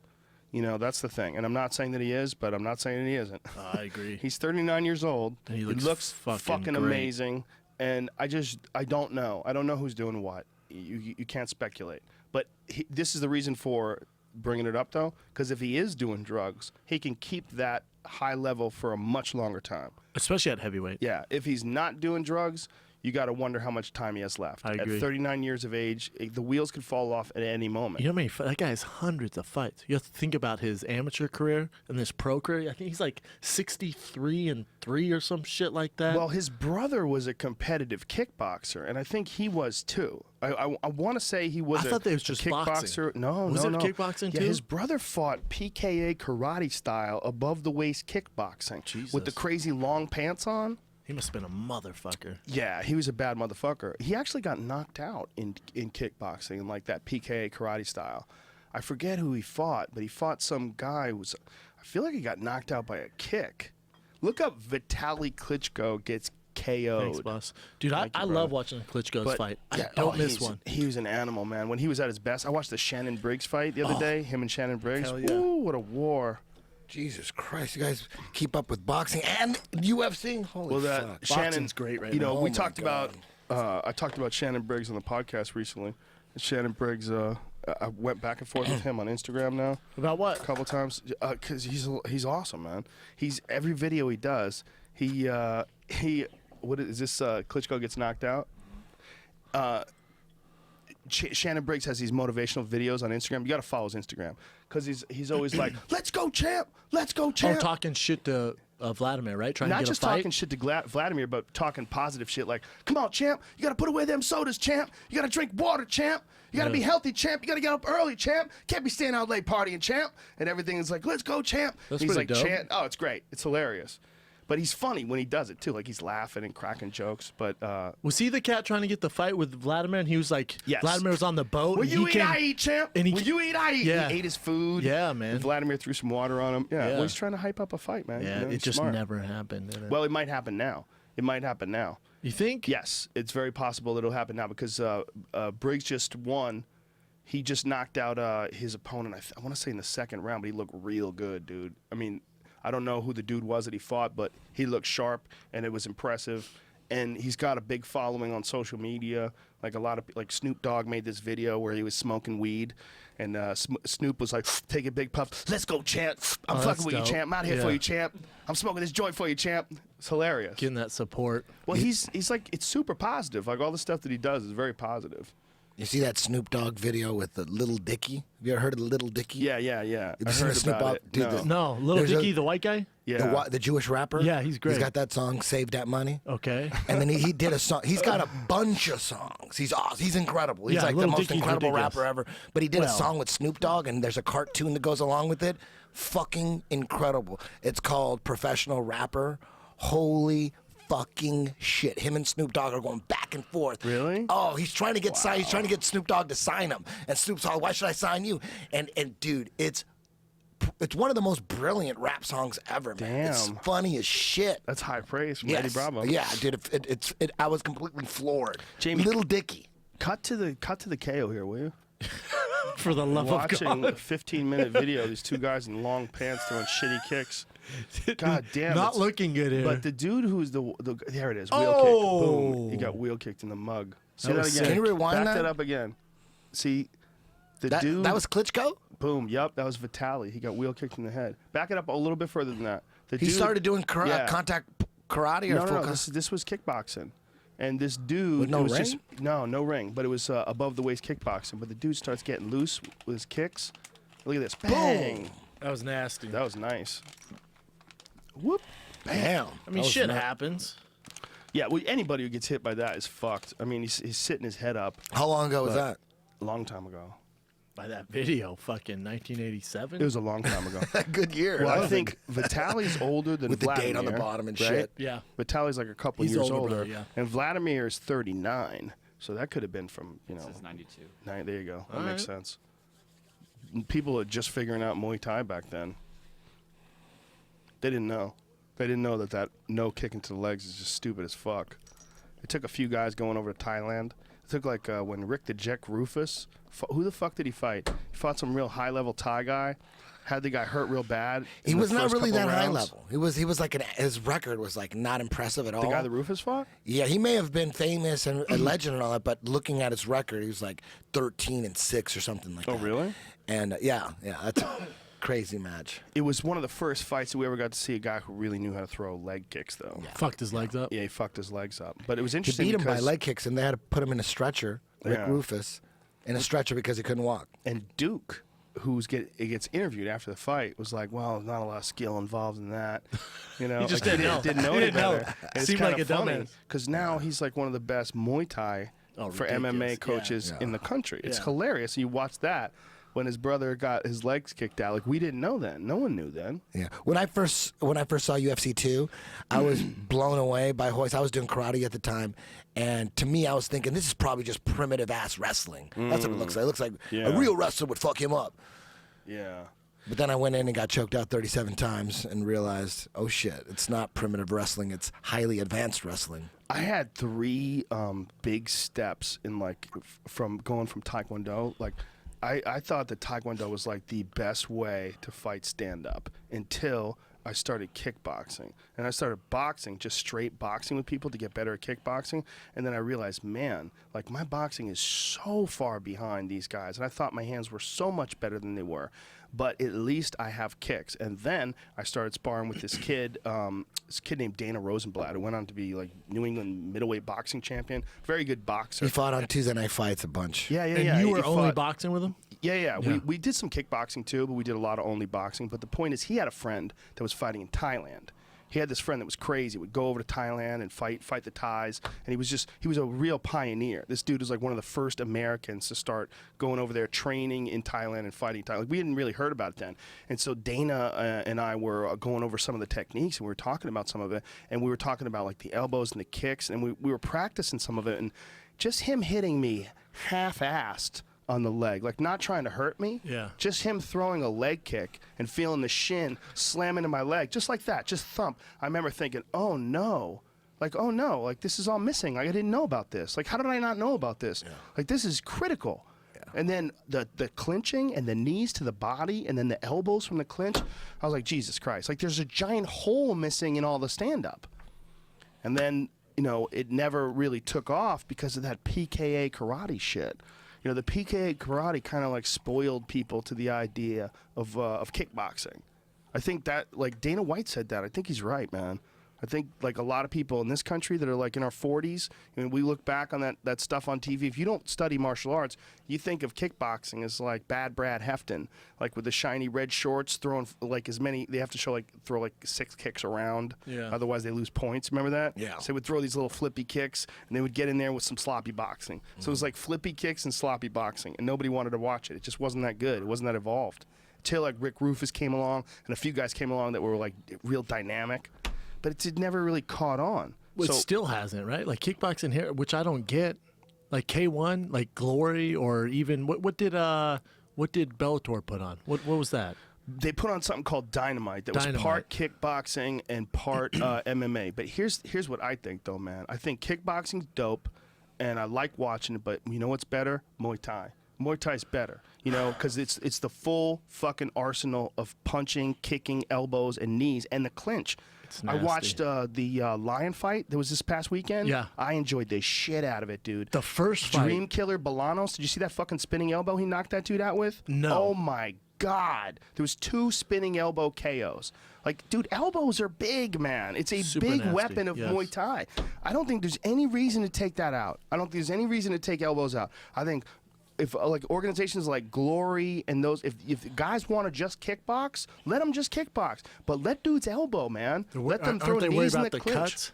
I don't Don't know. you think so? I don't know what they're worried about, but Are those shows they're so good. successful? I mean, What's on Access TV has a limited exposure. There's not as many households that have Access TV. It I don't used to even be think on HD Spike Net. it does well, though. Glory doesn't do that well. It doesn't do as well as it probably could for whatever reason. People don't know who these fighters are yet. They don't. It's not like something that people have been accustomed to. Shit, get your But, fight kit. but watching the fucking the Muay Thai on Access TV, dude, I love it. Nasty. And this guy Joe Nadawat, have you ever seen him? 25-year-old Thai guy. Nasty fucking kicker, dude. One of the nastiest kickers I've ever seen. The dude just throws punches to close the distance. Like his hands are up way high. Brutal left kick. Left kick to the body, left kick to just chopping this dude down. And then once he gets close in on him, he finishes him with actually 2 elbows to the back of the head. Jesus. It's kind of fuck. He blasts him with 1 elbow, and then as the guy's going down, he just fucking tomahawks the back of his neck. I record those lion fights. I watched the first one. One guy was like 2-1, and one guy I think it was pro debut, and they fucking went at it. Have you seen Super Janssen entertaining. Klei? You see Janssen Klei? No. Holy shit, dude. The Lion Fight is getting these guys from Thailand that are super high-level Thai fighters, and you're seeing some wild fights because of it. How much do those guys on Lions Fight make? Does anyone know? That's a good Does question. anyone know? That's a good Someone question. asked me last night, and I don't know, fucking $500. I think The that the guy who's making his debut, I was like, maybe 1,000. I was trying to think back to my debut in MMA, maybe 1,000. I get paid 800. I think it's the most underappreciated thing going on right now. Lion Fight. I really do. Those fucking fights are super high level, so entertaining. super exciting, They're super entertaining. wild shit. People are getting dropped. Oh man. my God. They're getting knocked the fuck out. Dude, they just figured out how to make kickboxing entertaining. Well, it is Muay Thai. It's not just. I think there's a part. The part of the problem with kickboxing is you're able to do this. You're able to do that Alistair Overeem thing, Yeah. where the gloves come up real high, and you just wade in, and then they throw kicks and punches. They kind of trade, right? Sometimes they do, and it's look at the highest levels. Like when you're watching guys like Nicky Holskin and he's a motherfucker. motherfuckers. I mean, it's fun to watch at the highest level, no doubt. But I think you should have the other elements. I think if it's a stand-up fight, if you can shin a guy across the head, okay, can you shin a guy across the head? It's legal.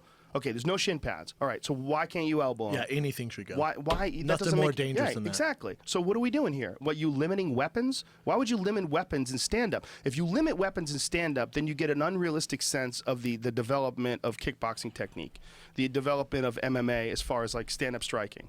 Because like the guys at the highest level, if you see a guy, like a Kevin Ross or like one of these like super high-level kickboxer guys, and you see like that becomes like a standard, and then that standard goes like an Artem Levin or a Joe Schilling. Yeah. You see that like high standard of style of kickboxing, and that becomes the guys who are fighting in MMA aspire to that level. True. Like, and the higher the level is in kickboxing, the higher the level is going to be in MMA as well.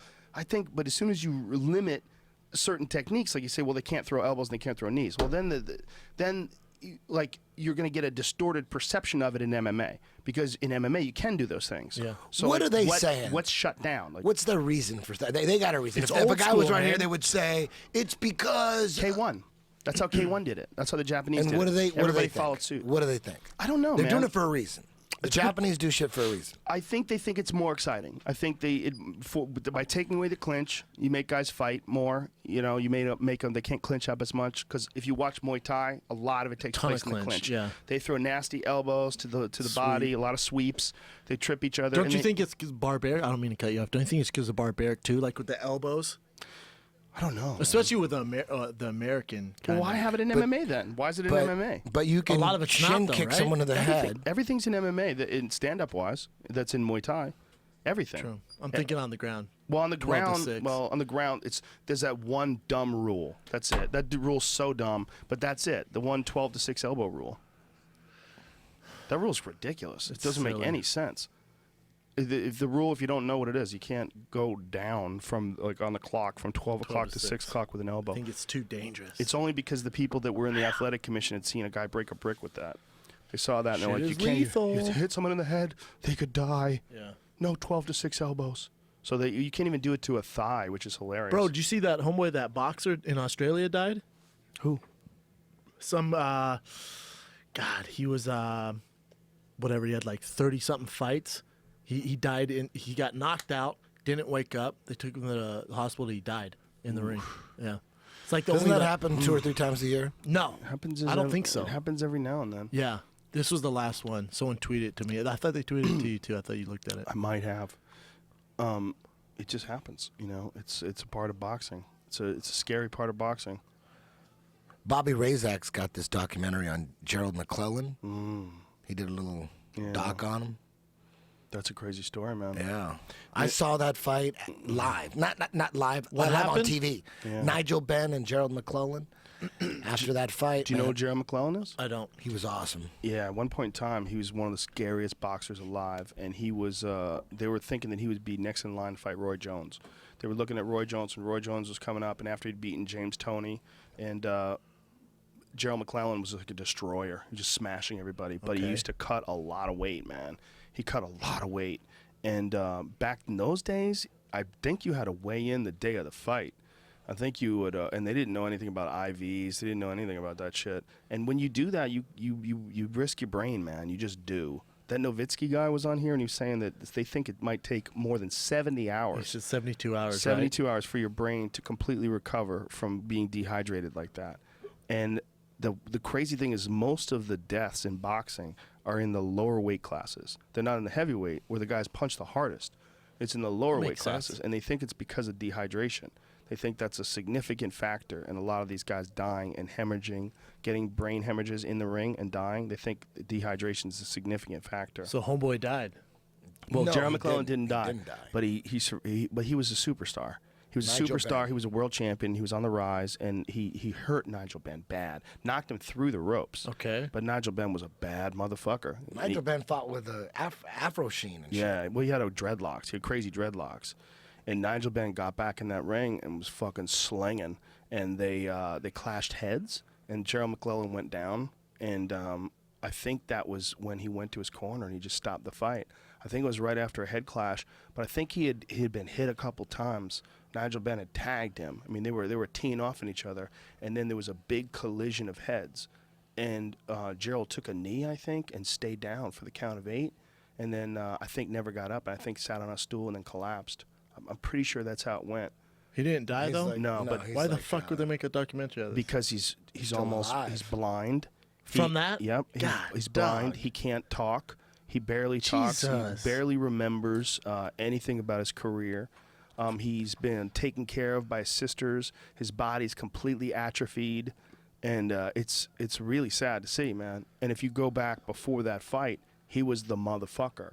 You know, he was like one of those guys, like Gennady Golovkin or something like that. Fuck, I that bet everybody he's was set from scared of. boxing though financially. No, I don't think so, man. I know I'm obviously Oh, you're 100% joking. How dare you. Yeah. How dare fuck, you. that's a bummer.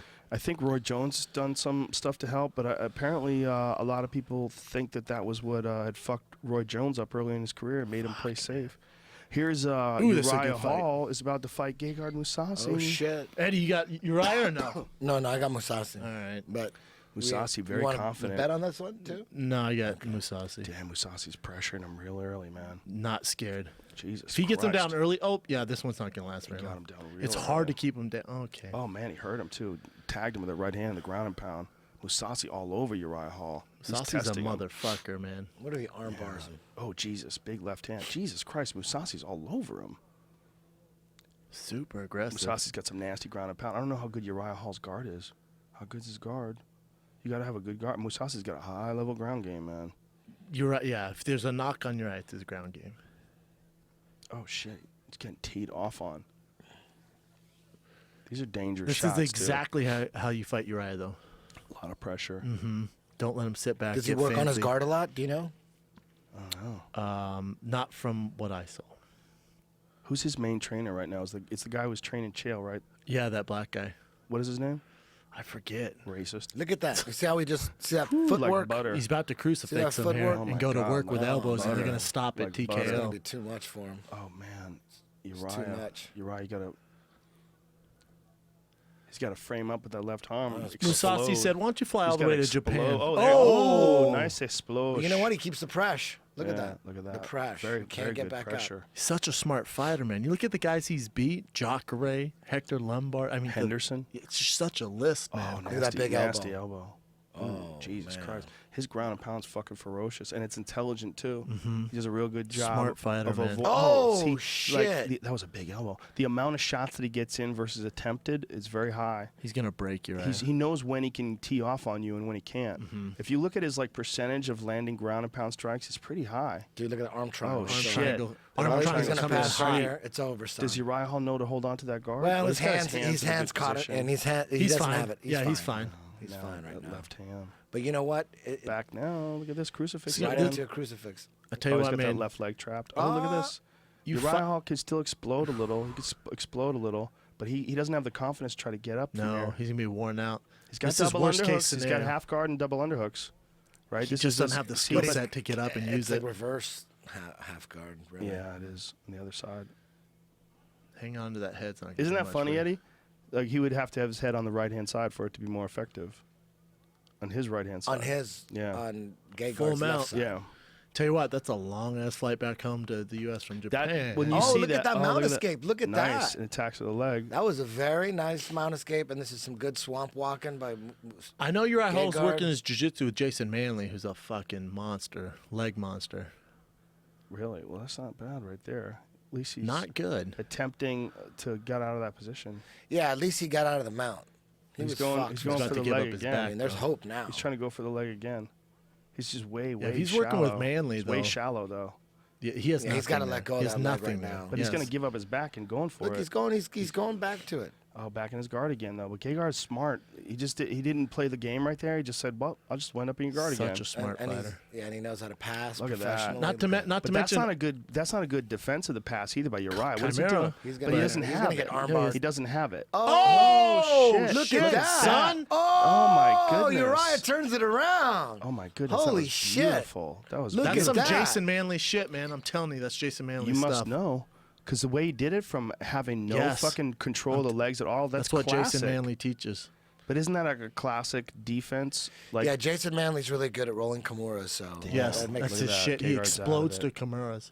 that's the classic, right? The overcommitment for the Kimura, and then there's a spinning far side Yes, then armbar boom. counter. He's That's so good at George it. St. Pierre, Matt Hughes, right? Yeah. there you yeah, go. but he initiated the Kimura, Uriah Hall, Yeah. and Ooh, look at that Musasi mount. thought about spinning it on him, but he spun back on him.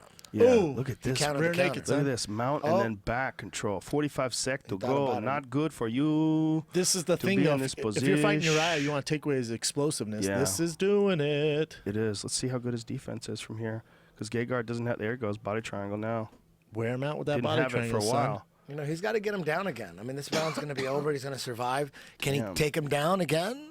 I mean, He took him down pretty easily. Musasi's Oh, a motherfucker. it's over. It's over. He's got over. it. It's He's done. got it. He's got it locked It's in done. there. He's got it Oh, locked he's in. got there. the hand Oh arm, my son. goodness. Oh, yeah. Powerful, I thought it was Uriah. over. You And see how gets he it with just the other snatched arm. it? Never let 13 He seconds. lulled him to sleep, and then I- he just I don't- snatched that thing. I don't want him to tap, man. Me neither. I want him this to keep continue. going. I He want it to keep going. he got it. He got it. Uriah, let him break he it got go. Woo! That was Oh, awesome. damn.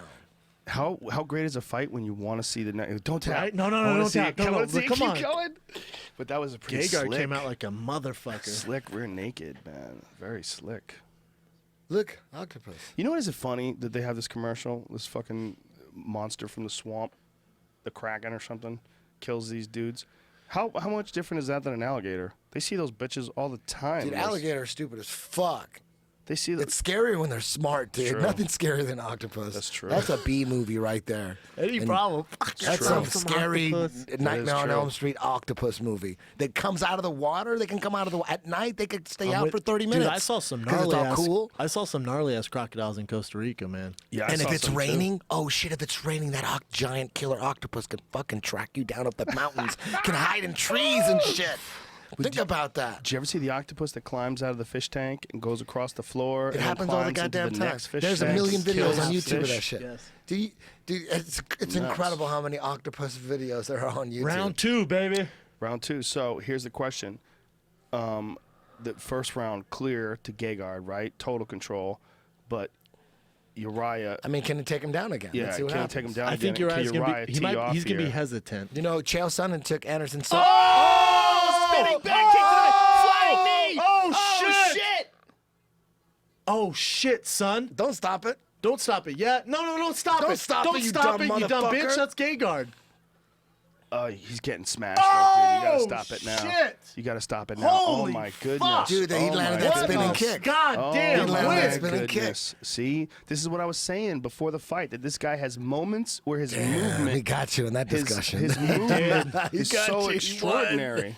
You were saying like the best things. You were saying Yeah. all the right things. Well, meanwhile, For you sure. were right in the first round. In the first round, you were perfectly right. He really did what you thought he would Yeah. do in the But first could he round. do it That's how, again? that's how you fight him. Super You know high what? level. Chael Sonnen took Anderson Silva down the first round. He was all over him. And I thought, man, Oh, he's about can to he do cry, that for son. 5 rounds?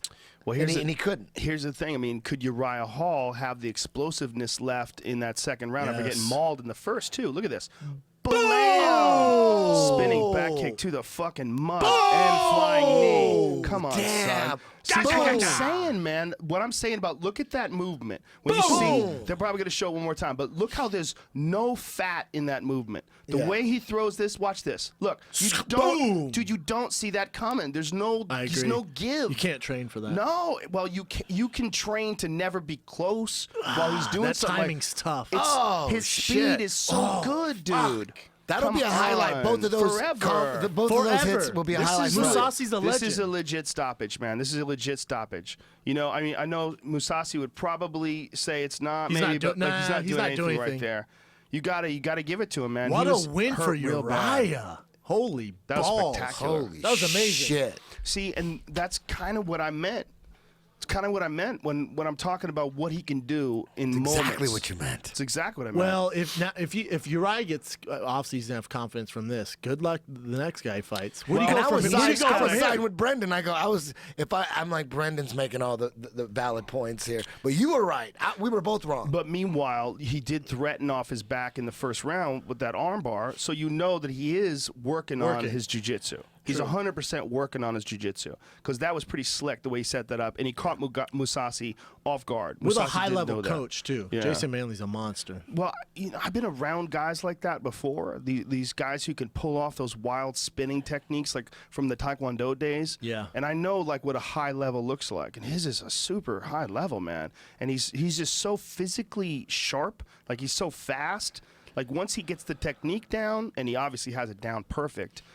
He can pull the trigger faster than almost anybody you're going to bring in to imitate There's him. really only one knock on Uriah. It's always been his mental state. Right. And that win over Musasi's fucking enormous. Giant, and especially Giant. a stoppage win. What? by a jump spinning, Especially back kick after to the coming back face. for that first round, right? Got destroyed. Couldn't go any Yeah. worse. Then he People comes learn back the in mental second game. The round. mental game can come from experience because I remember Gary Goodridge back when he first started fighting. He tapped his first loss or his second loss. He would tap really quick just from the stinging of the punches on the ground. People would tap to the stinging, but then by the end of his career, he was kickboxing K1, taking full-blown shots, and he learned to survive and take those shots. Yeah, no, he did. And Gary went on to fight some serious fucking contenders in K1. He fought some high-level guys in K1. And in MMA, too, man. Gary fought a lot of crazy fights. Yo, can we please see Uriah Hall and Lyoto Machida next, or what? Ooh. Boom. Joe Silva, you're welcome. Or Uriah Hall versus Michael Bisping. How about that? Bisping has a fight against Whitaker, and then Anderson Silva wants to fight him after that. Against Whitaker. Whitaker in Australia. Oh, So Robert this fight, Whitaker. fight takes Uriah When Hall did over Robert the top. Whitaker used to fight at 170, right? I think so, Now yeah. he's going to fight at 185? In Australia. Bisping's on that card. That's interesting. Interesting, right? Weird fight for... Who's Whitaker Bisping. lost to? He got stopped by someone who was like a really good striker. What was that? See, forget. pull up Robert Whitaker's record. But that's it's a when Bisping told me that we were on set and he told me that I went, that's an interesting fight for you. Big fucking win for Uriah Hall. Dude. Fuck, doesn't get much bigger than that. And Number 6 in the world. You got makes- to put Uriah in the top 10. Makes Joe Rogan look like he knows what the fuck he's talking about. Oh, shit. Whitaker lost to Thompson. Stephen Thompson, that's the guy. Wonder Boy. Wonder Boy. He's another one. He is this when he got more and more comfortable with takedown defense and grappling, and he's spending so much time with Weidman working on his wrestling. Yeah. Then you got to see it in the Ellenberger fight. You got to see what a motherfucker Well, they get he confident is. because they're not worried if the fight goes down there anymore. Exactly. They're like, if it does go down, then I'm all right. Well, they know that they can defend, and they Yes. also know when they are standing, you can't fuck with Wonder Boy, dude. You gotta. No one can. It's also a different style because, just like Uriah Hall has more of a karate style than he does a Thai style. Like when he throws like 100%. leg kicks and stuff, when he throws round kicks, he throws them like without like the wind up, so they land quicker. There's not as much like a lot of the Thai guys. They're doing these steps and everything is coming round. They're chopping, but everything's coming round. Uriah's throwing shit. That you don't. If you don't train with a guy like that, you don't know those movements. You don't know. Oh, if I'm standing this close to him, he can jump spinning back kick me in the face. Because you're not training with quicker guys than I can who get do away that. from him. It's Yeah. the Machida effect. When Machida first came on, guys were like, "What the fuck?" He can do more though. Machida never did this. Machida never Boom! did that. He never did that in the fight. He ate that Machida, fucking horse kick to the boom. face. Machida would throw round kicks and knees and punches, and he did that jumping front kick to But Randy. I'm saying at the time, Yeah. people haven't seen it. His Right. movement in Right. and out, and guys couldn't get the distance, and they're getting knocked out. That's true, Now with yeah. Uriah, I think Gegard thought he was safe, and then ate a fucking heel to the face. Dude, I mean that kind of speed from that distance, and the way he does it with no wind up, man. He's a crazy athlete. There's man. no telegraphing it. He's a great athlete, but it's also intelligent preparation. True. Because to train someone to throw those things on a trigger like that with no wind up at all, like that's the ultimate goal. Is to have an athlete who's a really good athlete who also listens and trains intelligently to the point where there's no wind up. He just jumps and kicks. God damn, what a win! What a fucking win for him. Eddie, you could have made your money there, Was he brother. a Tiger Schulman guy? Is that where he started? Yes. Is Yes. it? Yep. Amazing. Isn't he- He's a second-degree black belt, right? I think so. You know what's amazing? Like Tiger Shulman was like, blam, look at that. Jesus ducked right into Christ. it. Beautiful. Oh, and then this Boom. nasty. I think Musasi might have thought it was a wheel kick. Instead, he hit him with that jump spinning back kick to the face. God, look at this. dog. Blam! Boom! Oh my goodness. That is insane. And then the knee, dude. Oh my I think god. this how timing. This how people expected Uriah to fight coming off the Ultimate Fighter. Remember, he lost that one fight. There was a little bit of letdown, and then he's just doing work now. It reminds me of Pele. Well, you know what, man? If the fucking fight went the way the first round went, you wouldn't be saying this, which is what's amazing. You know, like you were right and I was right. We were both right, but he figured it out. He figured it out. He's obviously man. made adjustments. Good luck whoever fights him next. Well, he's Fuck gonna, you know, that. he's gonna learn from that first round too that could happen to him in the grappling. So he's gonna have to concentrate on his grappling even more. He's gonna have to bring it up to another True, level. but he knows he survived. And he was in some dangerous shit, man. was. Mounted, he almost got side choked. control, I mean, how close did he come to tapping to that rear triangle, naked, yeah, right? rear naked, When we twice. Oh, that was close. That was close. Damn. Think about that. It makes the victory even sweeter. It's an amazing win. How about this fight? This is an Not this interesting one, fight. but DC versus It's a very interesting Alexander. fight. You know, you wonder what Gustafsson can do on the feet. You know, like can he keep DC off of him? Yeah, Can it's he all keep going to the be fight about the standing? Yeah, exactly. Yeah. Can he keep the fight standing? Does he try to take DC down the way he tried to take John down? Does he try to, you know, like to let him know really early on, hey, I can take you down too? Does he try to do what Jones did? He to ain't DC? taking DC down. That's not happening. You would say that, but right, you You'd be wouldn't think that he surprised. would take Jones down either. Yeah, took him right? down twice. DC's correct? different though. Well, also you got to think John that took DC down. but the word was that John did not take the Gustafsson fight very seriously in training. That's what I've heard. That is the word. We're not lying about that.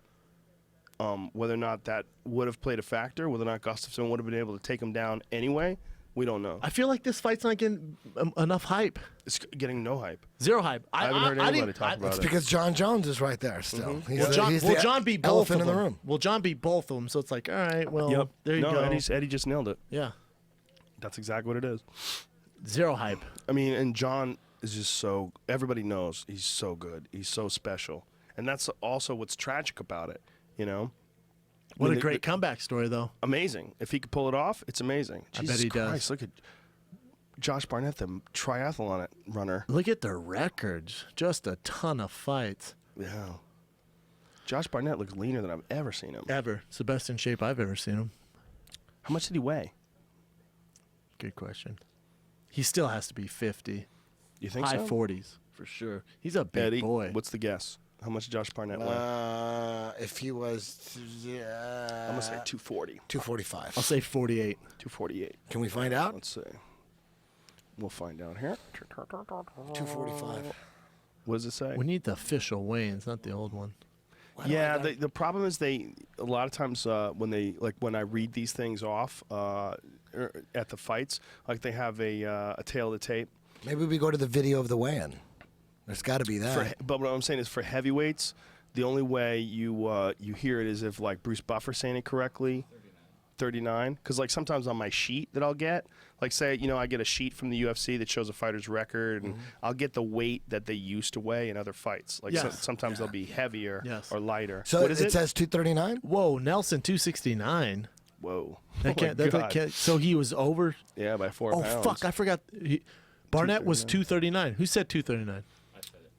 Powerful Jamie nailed it. Hold up, he can't be 269. Otherwise, he got penalized, right? Must have had to either give up 20% of his purse or lose the weight. Hold up, Roy got fatter. Maybe he lost the weight. Wouldn't be hard, right?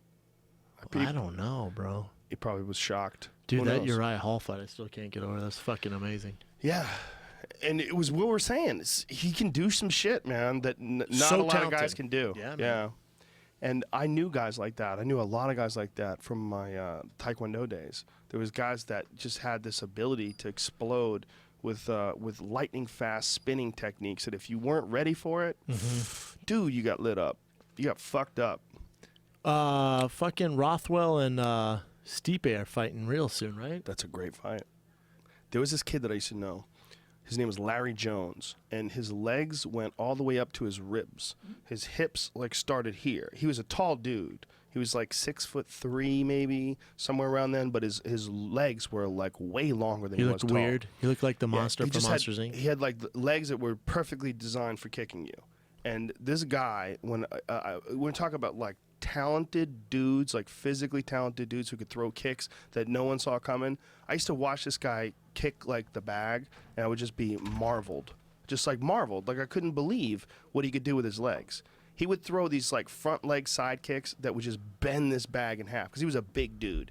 You know, Larry was probably like 220 natural pounds, 6'3" lean, didn't lift any weights. Built for kicking. Built for kicking.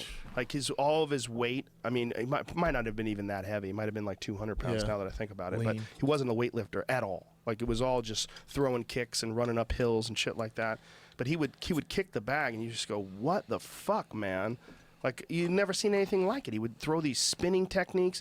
And ever since that, I was like, well, how come I haven't seen a guy who can move like that in MMA? And then you start slowly seeing, like, Barboza can do it. You know, a few other guys can do it. They can move like that with that kind of speed in their spins.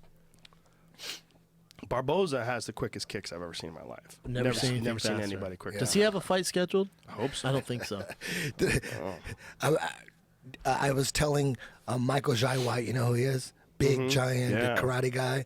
I was just telling him about Joe Rogan's turning sidekicks and all the stories and all that shit. And he's at my gym.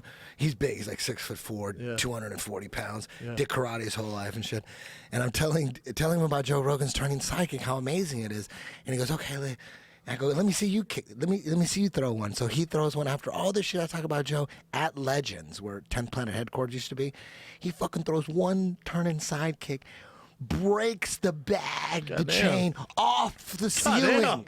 He breaks it off the ceiling and lands. I'm like, oh shit, Chris Riley's gonna be fucking pissed. We're trying to put it back up. I'm holding it back up, and it's like the chain totally broke off, and then we just left it on the ground as a ground and pound bag. But it kind of like I couldn't say anything about Joe Rogan anymore. Like this motherfucker just broke Michael this bag. Jai White is an athlete, dude. He has clean That's technique Spawn, too. right? Yeah, Spawn. Fuck He's yeah. got clean karate technique, man. He I think he hopping side kicked it, right? Did he hit Turning it with a hop? sidekick. It was a turning sidekick, blew the bag off the ceiling. Yeah, well, they weren't very good at keeping those bags on the ceiling. I assumed that. I should point out. I broke that chain too before. Did you? Yeah, I broke that You chain. did? Yeah, that chain got shit. broken a I was few telling him times. about the video with GSP and going, fuck. That was a different bag, though. Remember, that was a center bag, and the GSP bag was the bag to the far right. A couple people broke that bag, but you gotta be a motherfucker to break that bag. Yeah. Like that chain was like really chintzy. Oh, but, okay. But when he hit it perfect. You know. But I've seen him do a lot of other stuff too. I've seen him throw a lot of kicks. He kicks. Holy shit, he's real huge. good. God He's giant. damn. Well, he's he's a super athlete. Like when you watch Michael Jai White in movies, like watch him do all that stuff in movies, like that guy can do that shit for real. What's he do now? He He makes makes a lot movies. of TV shows and shit. He's always doing something. I saw him on Always some staying busy. sitcom. Yeah. It's the He was on craziest some thing because sitcom recently. I coordinated some fights for Never Back Down 2. For some of his fights, he wanted some high level jiu-jitsu in there. And if you watch Never Back Down 2, dude, he's twistering and crotch ripping people. Oh yeah, that's right. I forgot when you guys went down there for that. Yeah, It's crazy how quickly and on the spot those fights get put together because we're just on the set Just figuring it and out. we're like, okay, this next fight we have like a basic idea of it. We go over like 3 times and we just start filming. Bro, this is the heaviest I've ever seen Roy. yeah, Look, he's pretty just big, man. body-wise. That ain't good. That gut is. That's not a good Could sign. be a power gut, son. I don't know. It might be. Maybe not though, right? Oh my God! If I lose this one, that's $2,000. Did you bet on Roy? Did you bet on Roy? I No, have no, no, Roy. no. I have Roy. Oh, okay. But it seems like a sure bet. But anything can happen. There's no sure There's bets. no sure bets, No. but yes. When a dude punches as hard as Roy does, you fucking never know, man. I just think Barnett's going to close the distance, drag him to the mat, and do work. I hope so. Michael Jai White is a black belt in Kyokushin. The journey to zero begins now. Bring it. You know, Jai White has done that get the thing where next pick. you have to spar like multiple people in a day. He's done those crazy Kyokushin competitions where, you know, like to get your black belt or something like that, they make you fight like fucking 10 different He talked dudes. about that on my podcast. He's He done went a like lot of 30 that guys shit. in one day. Yeah, they 30 that's like guys. that's real. They'll make you spar like 30 guys, like each guy For how does long? like a few minutes. He's they so try to wear big you and out. so fast and so strong. I'm sure there's no problem for him. Kyokushin's He's a weird, monster. It's a weird style too because they punch full blast to the body and then they kick full blast to the head and they stand right in front of each other and they don't wear any pads. So there's a lot of like You can kicks punch coming the out head of too? nowhere. Or no, just kick you to can't the head, punch right? the head. Just kick to the head. Yeah, as hard as you yeah, can. yeah. It's a weird fucking. Well, a lot gig. of those guys went off into kickboxing. A lot of those guys in the early days of kickboxing, a lot of those guys were Kyokushin guys that learned how to punch, learned how to punch the face, learned how to box, you know. But their kicks were extraordinary. They would throw kicks from like real weird angles because they would like stand like Rock'em Sock'em Robot style right in front of each other Bad sometimes, and then throw those chopping like kicks. Pretty sure Feitosa's first style was Kyokushin. A lot of those guys that would throw that Brazilian kick, that was like part of the style. Who was the lifting up and Brazilian above. K1 who was throwing axe kicks? What was That's that? Feitosa, right? No, there was another guy. It was like, was it Fielho? Francisco Filho? Yes. Yeah, both of them. Glabe Feitosa and Filho They're are two throwing high-level axe kicks. Brazilian guys. We haven't yeah. really seen axe kicks land in MMA yet, have we? No, not really. We haven't seen that. We've seen Some cartwheel guys kicks. You know, throwing- Alan Joe Bond's throwing. He's known for cartwheel kicks. Yep. How crazy is that? Yeah, so was, what's his name? Anthony Pettis? The White Anderson Silva. Fuck's his The name? White White Anderson Anderson Silva. He would Brian Ebersol. They would call him. It was his joke. Oh, It was yeah, his okay, joke. yeah, okay. that's That right. was his God his damn. nickname was TWAS. That's ridiculous. Ebersol, TWAS, awesome, man. Ebersol. He was a silly dude. He's a dude that he just retired. He had the arrow Fun shaved guy. in his I chest. could He'd see that call it guy having a Harrow. podcast, Yeah. like a Oh, successful fuck yeah. podcast, right? For sure. Yeah. Because Chael Sonnen, holy shit, dude. He is a murderer. Have you heard his podcast? Is it great? He crushes, It's good, dude. He yes. smashes. It's perfect for him. He's going to be the new Jim Rome. He's so good. Good. It's perfect for him. He just signed It's with perfect for World him. Series of Fighting too, play-by-play. Good. Yeah. You know, look, man. That guy can talk. Chael Sonnen is one of the until Conor McGregor came along, I said he was the greatest shit talker of all Yeah, time. yeah. But Conor took shit to another Watch level. The Ultimate Another Fighter. level, Oh yeah. man, dude, Connor Yeah. is wicked with Damn. shit talking. Look at Josh Barnett, lean as fuck. Trying to get that modeling contract, son. Said fuck this fight. He's been hanging out with Victor Webster too much. Hasn't he been doing a lot of movies and stuff? Movies, yeah. He's done And- a lot of acting, right? And he's been doing some wrestling stuff in Japan, like the fake wrestling. Pro wrestling? Yeah, yeah. Don't say fake, bro. Sorry. Have some I'm respect. so They're in sorry. Japan right now. Yeah, you're right. Josh Barnett, best Damn, catch Roy's wrestler. almost 40? 261 it says. Why All does of a it say sudden, Roy 261? Nelson's a hipster. But hey, why does it say 261? That gut is tough on that belly. Is it 269 or 261? Says one to me. He probably like took a giant shit and he came in and weighed himself again and he was 261. The YouTube video of the weigh-in is 261. Okay. Okay, you know so what? Share It's a Dog is typo. off. It's a Bruce typo. Buffer. I was on his podcast. That motherfucker can host. Have you been on Bruce Buffer's podcast? I've been on Bruce and Chaz. He's a natural host. I course. was shocked how good he was. That guy's a professional host. He's really, really good. Well, think about how good he is as an announcer. No one's better. Never yeah, been but a there's better big difference announcer ever. between ring announcer and holding down a show. Well, he has no Shit. off button. He has no off button. I've seen him at restaurants in fucking Venice. I'm like, Brendan Schaub. how you doing? Just in front getting of back people. from my karate Dude, lessons. Yeah. Bruce Buffer Brendan, when we surfing? coming God back damn from it, Abu bro. Dhabi. He hooked my ass up, man. He fucking hooked me He's up. the hard. man. Bruce Buffer, man, it's a long story, but he got me. He used all his miles to get me business class. I had economy coming back from Sao Paulo. That's cool, man. Yeah, he dude, was man. so cool. He hooked it all up. I'm like, well, you That's don't have so to fuck. cool. I needed like 50,000 miles or something to do that shit. And it was Wow. crazy. And he hooked it up. It was, That's so cool. and that's a 15-hour flight. Sao Yeah, Paulo to that's- LA direct business class. That was huge. I just did it. That was huge. I just did it for the Ronda fight. I flew Rio to Sao Paulo one way. There's no one direct route from Rio No, to LA? there's no direct flight to Rio. You fly to Miami and then you fly to Rio, Or Atlanta, or you right? you fly Atlanta to Rio. But Sao Paulo is a direct flight from LA, so I just went that way. Dude, I feel like these guys have to fight each other before they retire, right? It's a like good two fight. vets, man. It's a good fight. This is going to be interesting. Barnett's such a fucking vet. So But is Roy. Barnett thinks, that he just has way too many tools and he fights too smart. He thinks that Roy is just too one-dimensional. And it's interesting, like, that his approach to this fight was to get lean and to watch his diet. Whereas, that's like completely counter to how Roy behaves. I mean, Roy It's is such an interesting fight, man. yeah. There's Roy two isn't hiring no dietitian. fucking pure fighters, two vets, man. What was Roy's last fight? He Roy's had the, last fight was when Mark Hunt fight. Mark Hunt, he got knocked out by Mark Hunt. And then he fight again after that. Before that, he fought. No, he hasn't fought. Then before that, he knocked out Nogueira. And then Right. before that, he lost 3. So he had Do a you giant. remember this he had a shit? giant victory over Nogueira, which was crazy huge. That In KO, Abu Dhabi. That KO was terrifying. True. It was scary. I never want terrifying. Nog to fight ever again after that. Terrifying knockout. But so then he lost to DC, Frank Mir, beat Right. Nog, got knocked out by Mark Hunt, and now he's fighting this. Yeah, the Mark Hunt one exposed like some holes in his striking. When Mark Hunt is just so slick and experienced. Oh, shit! That's what damn. I'm saying, dude. You got to be always careful of that shit. Come from on, Roy. Big Roy. I got 1,000 It's on it, amazing son. that he gets that entire mullet in that little hairball. Eddie Bravo, if you're $2,000 in the hole, you might have to rub Dude. his feet. Or Dude, I'm going to need something. my cash, We're gonna son. keep it rolling. We're I'm gonna gonna keep need it my rolling, cash, like son. we talked about. All right, no get- going back on I that get shit. lucrative, son. Come on, Oh, big kick by Barnett. yes, oh, come on, shit. Josh. The journey to zero Look at this, begins Barnett today. looking for the guillotine. Oh, look, he's trying to take him down. Holy Roy takes him shit, down. son. Roy takes him down. This Just is what I Barnett want. goes back. Look at this. I want to see these guys Holy grapple, shit. son. Oh shit! Have we ever seen this? Roy Nelson taking someone down? Yes, Crow Cop. What did Did it work? And on The Ultimate Fighter, he crucified people. Roy's got his Oh, head pinned up man. against the cage. Roy's here. heavy on top. Let's see, This man. is- oh, look at Let's he's see grabbing if- the fence. If Josh Barnett gets tapped here, you know how goddamn crazy that But would you know be. what? He's got the underhook on the wrong side here. It's Look not. at this. He's got an under. It's got a he's got the inside underhook on the. He needs to How switch much it up. time does Josh spend on his back? That's a good As a question. catch wrestler. That's a good He question. went for an armbar against Ted Williams. You know, That was in 15 years ago. Remember 1998. that? That was in 1998. Do you remember son. that shit? Ted Yeah, Williams. Do you it's remember old that? school, man. Dude, you remember? I know. thought I had you. God damn it.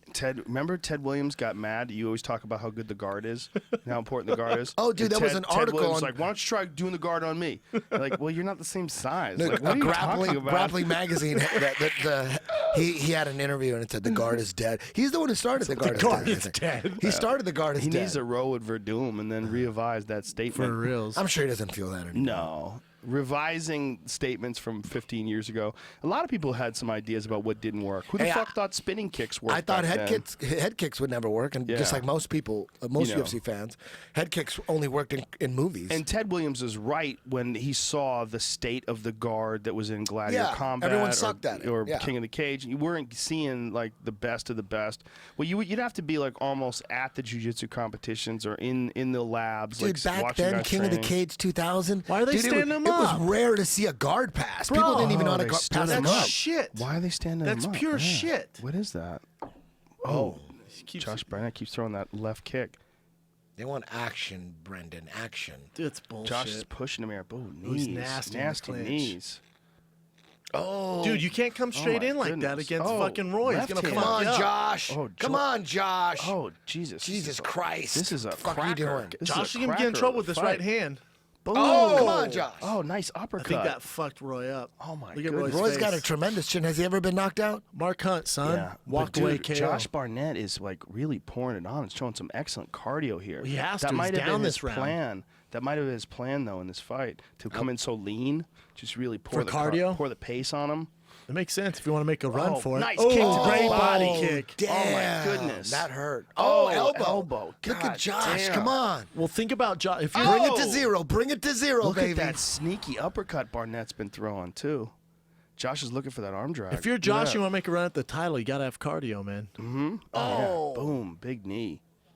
Well, you know what, man? A loss like that Travis Brown fight, this guy's a warrior. You know, that lights a fire under a motherfucker. Yeah, they said he was fucking pissed. Of course. He was pissed when he came on my podcast. He was talking about it. He's mad about it. Yeah, well, that Travis had done the thumb across yeah, the neck that's his thing, his shit. thing. Yeah. He thought that was like super disrespectful, and he said he wasn't up for that fight, and you know, for I've whatever heard reason. all sorts of stories about Barnett's camp that fight. We have a mutual training partner, and he said Barnett's camp was pure shit. So he's super upset about that fight. Oh man, you know, when a guy's been Shit fighting for happens. that long, when a guy's been fighting for that long, it's probably hard to get up like that for every camp.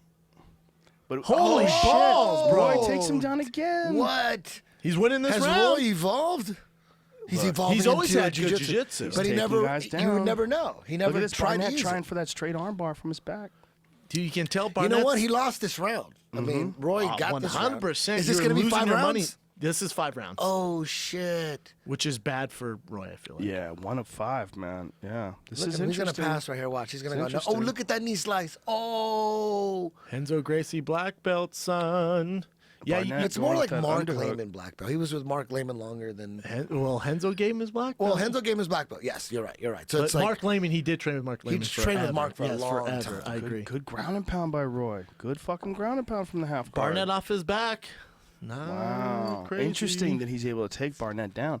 I wonder, Twice. do you think that like being leaner, losing weight makes you a little more vulnerable to takedowns because the guy doesn't have to throw as much weight around? Does that make any sense? It does kind of make sense, But only a little bit, right? a little bit because because it's only like Kane's 20 pounds. Well, that's why there's weight divisions in wrestling. Bigger Right. guys can take little guys down easy, and little guys can't take bigger guys down easy. Right, There's- but I mean, how much? that's why of, people are killing themselves. The question is like, how much of Barnett's weight loss is like he's lost some fat clearly, right, to get down like 10 pounds. What do you think? Is it Did about 10 Barnett pounds wrestle lighter? in college? How much lighter is probably he? 15. He was 239? 264. Find out He was what like, he is, He used to be Jamie, like for the- 264. He lost 25 pounds. Really? 25. He was always 265. He was always Let's about find out what he 260. weighed yeah. in for the Travis Brown fight. You know See if what? we He can was find that actually I bet more he's than 58. 265. He was more like. Yeah, he's about 265. But So he lost some fat, right? Now, how did he wrestle in college, Josh Barnett? Josh? I don't think he did. I don't think he.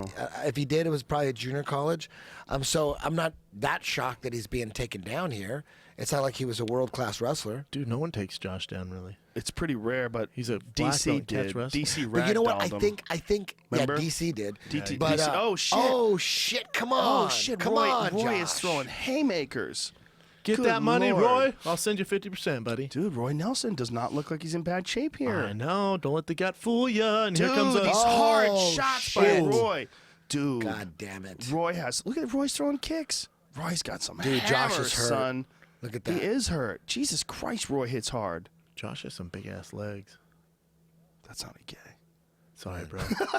Well, hey, I was about to go even gayer because I was saying some juicy thighs, but a flat ass. That's a bad look, son. This is interesting. I remember hanging out with Roy This is Nelson real years and years interesting. ago. Never ever imagined he would be a UFC superstar, Yeah, like knocking man. people out. That's the last thing I ever would imagine. Dude, we had like breakfast with him at the hotel in that little cafe before he ever had an MMA fight, and we knew him as a jiu-jitsu guy. Yeah, he was a dude who was really good at jiu-jitsu. Yeah, I fought Roy with 4 fights. Oh Jesus. He turned into a brawler. Ooh, good check hook by Josh. 248. 248. So he wasn't that much heavier for that fight. He was only 9 pounds heavier for But he his looked Travis like, he Brown looked like fight. shit, man. Right. His body looked like shit. He's put on muscle and lost fat. But he definitely hasn't lost 25 pounds, according to that weigh-in, at least. But he looks good, man. This is about as good fit. He doesn't look weak, is what I'm saying. So I if agree. Roy's taking him down, I really don't think that that's the factor. I think it's just Roy's catching him in transitions. Oh, shit. Good Nice jab. straight left. Oh, yeah. I think Oh, fuck, bro. Barnett. These boys are trading. Barnett also looks Oh, like good knee. he's been turning it on. Like Stand he up? turned it on in the stand up, Oh, like after look at that. after initial flurries. That Bro, was he hurt him. beautiful. He That hurt was him. beautiful. Combos. Very good That's combos. beautiful.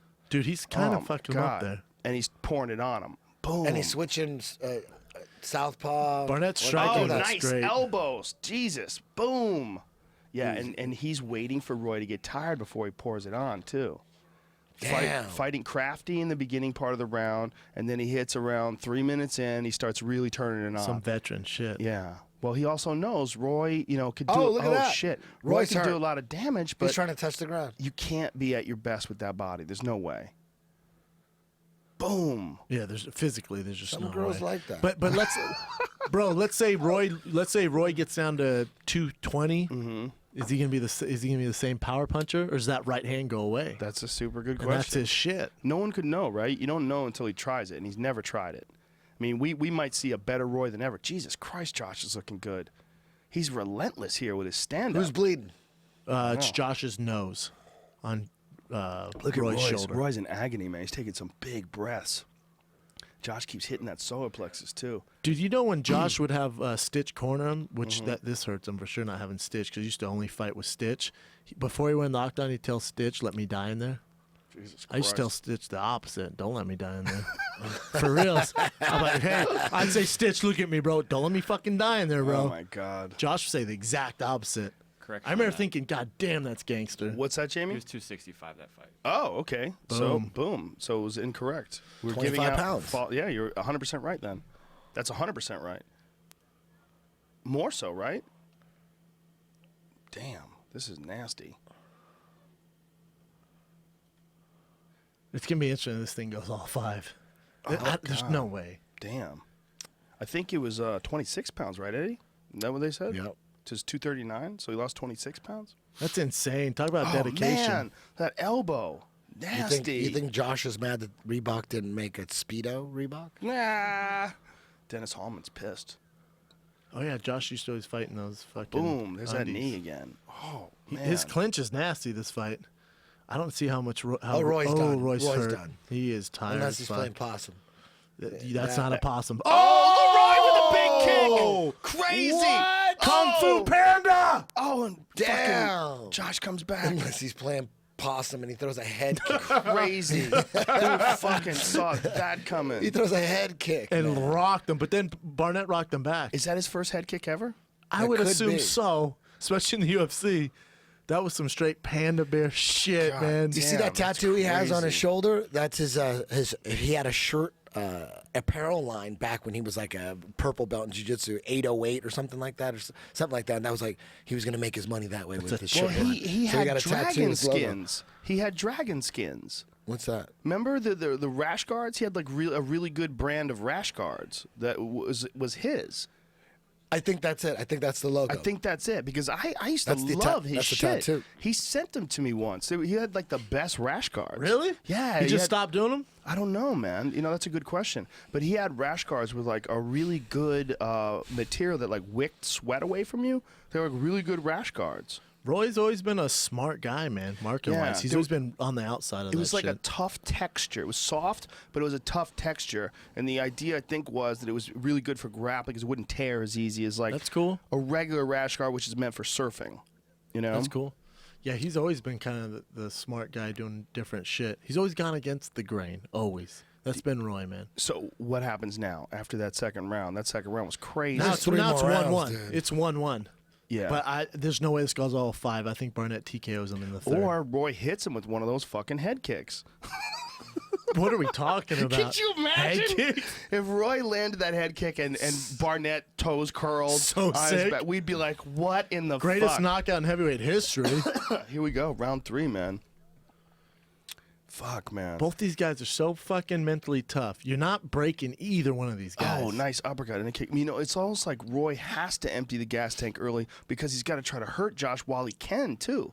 Those takedowns Oh, were man, fresh. He those keeps getting him down knees. like this with a body Yeah. Look at lock, those double and then he underhooks. trips him. Oh! Those knees are nasty. Barnett's not even attempting to take him down. I think that's interesting. It is. With Barnett's how heavy he is on top. Well, I think once Roy got on top of him, too, in that first round, that was no fun. No, he said, you know what, fuck this. Well, Roy's got a respected game. His grappling Oh, game. yeah, man. Although we don't see it very often in his fights, it's very high level. Very high Everybody level. knows it. He's strong as fuck. He's no joke. These are good knees to the inside of the leg here. I'm more impressed with Barnett's stand-up, how far it's come along. In the clinch, Mm-hmm. can you tell he's working on Muay Thai? He does a lot of crazy shit too. Like Josh does Savat and stuff like that. He has like a Savat trainer. He's an interesting dude, man. Very smart guy, man. Are you for or against male UFC fighters wearing rash guards? Like the Would you- upper. Well, Well, if you- against it? well, they let the Women- girl, the they let girls the wear women- rash guards? Yeah, they let the women. What if guys wanted to wear them? Would you be against that? It's kind of Can silly. girls wear long sleeve though? I don't know. I don't think they wear so. rash guards. Right. But would you be happy with just chest? I would. I mean, I would think rash guards would mean like Because there's a long big sleeve. problem with greasing. Obviously, in MMA, people don't are think it's always a big people problem. are accusing. Anytime a fighter is going to fight some guy that's known for jiu-jitsu, if he doesn't grease up, nobody's checking. He'd be an They idiot. check now. How do they check? What do they do? Separate. You get him. patted. You get patted Here we And down. then what happens? Hey, Where's guys, the test? Look at this. They'll Look at wipe this. They you off. separated him. Yeah. They From the separated him, clinch? Yeah. That's a they, bummer they for don't Roy. test. That, what are they? That's They not a wipe test. you down, bro. That doesn't mean nothing. That no, can't no one do gets anything busted. if they give you a mineral oil bath the night before and then they wash you, sweat and out wipe the you oil? down. Yeah, that there's no- oil's still there. Well, no one's ever been You're busted for slick. that. The only way to really do it would be like after a fight, there'd be a guy that's assigned to that. He takes Checking a your swab oil. and does it like that Yeah. across your back. I don't and then think it's if an epidemic. I don't think it's like a huge issue. I think, man, Where guys are everyone sliding out of complains. submissions. People are always complaining that people Well, are if you're going to greasing. fight a guy who's a nasty Always. submission guy and you know that you could take a mineral oil bath the night before and take a shower and soap up the day after and it will still have an effect that won't be measurable Because like people are smoother and slicker after they do that, even after they take a shower. And I'm even, with you, and then when man. you put the I'm with you. I Vaseline don't on think their, it's a huge when you put issue. Vaseline on fighters' eyes, that shit gets all over the body because the guys touch the face, they're Yep. grappling, it gets Yep. on their back. All of a sudden, the guy's filled up with course. Vaseline. For sure. Well, we remember when Anderson Silva wiped it off his face and wiped it on his shoulders and his Yeah, chest. yeah. You know. Clay Guida got in trouble because his brother would slap it on him. Remember that? When he'd slap him, he got in Yep. trouble. He can't slap him anymore. Yeah. All I'm the- saying is I think they should let fighters wear Reebok shit. rash guards. You know how much money Reebok would make? I don't think they'd make any more money than they're making with these shorts. We know the fighters aren't going to make more. Reebok rash guards would be huge. I don't know. They haven't touched that market. You Rash know, guards. do you remember when Pat Miletich fought Carlos Newton and Jeremy Horn? Like, I think it was that fight where he put Oh, Vaseline on Pat's neck. It was one of the fights where he put it on. It was like a miscommunication, and It's a bad idea to stand like that. maybe Jeremy fucked up. I don't know who fucked up, but there was somehow maybe Jeremy thought that Pat said put it on my neck. I don't remember the details. Oh shit, this fight is crazy. Roy Nelson's hurt. He just took a big deep breath. Oh, look now at he's that. looking for the single. Oh, Dude, if he gets him down with another single leg, Look at this. Roy Nelson trying to snap that leg straight. that's exhausting for Roy, by the way. Yep. But is it more exhausting than standing up and dealing with the barrage of strikes that Josh keeps putting on him? What kind of testing do they do in Japan? It's a great point. Of what? UFC testing. Ask, Who's doing it? Fedor. Is the USADA doing it? Who's doing it? Well, aren't the UFC fighters all tested randomly now? That's what I think, right? But But you got to. But September 30th, you have to fill out this sheet and you got to give them your location, your whereabouts, Right. so they can come get you anytime. right. But like, what is? I wonder how they're getting tested after this fight. Is Do you it think USADA fighters are guys? not doing roids anymore because of this? That you think they're scared and they're like, or what are they doing? trying What to do make- you think? shit! What do you think they're man. doing to get around these new testing schedules? I think ra- some, it's random always gonna some be of an them, issue. Some of them for sure are going to stop doing it. Some of them. 100%. Some But of them. You know what? It's always an issue, though. Nowitzki said that was pretty interesting. He said they figured out a way to make testosterone from animals that's undetectable. Like now they can tell if it. They make it from yams. They Damn, make that's it not from good. some wild yam. I don't know how the fuck they make it. I Your don't boy know. also was talking about microdosing too, Boom! right? Kick to the body.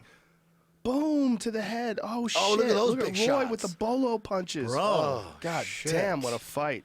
What was that? Round 3? That was Yeah. round 3. Yeah.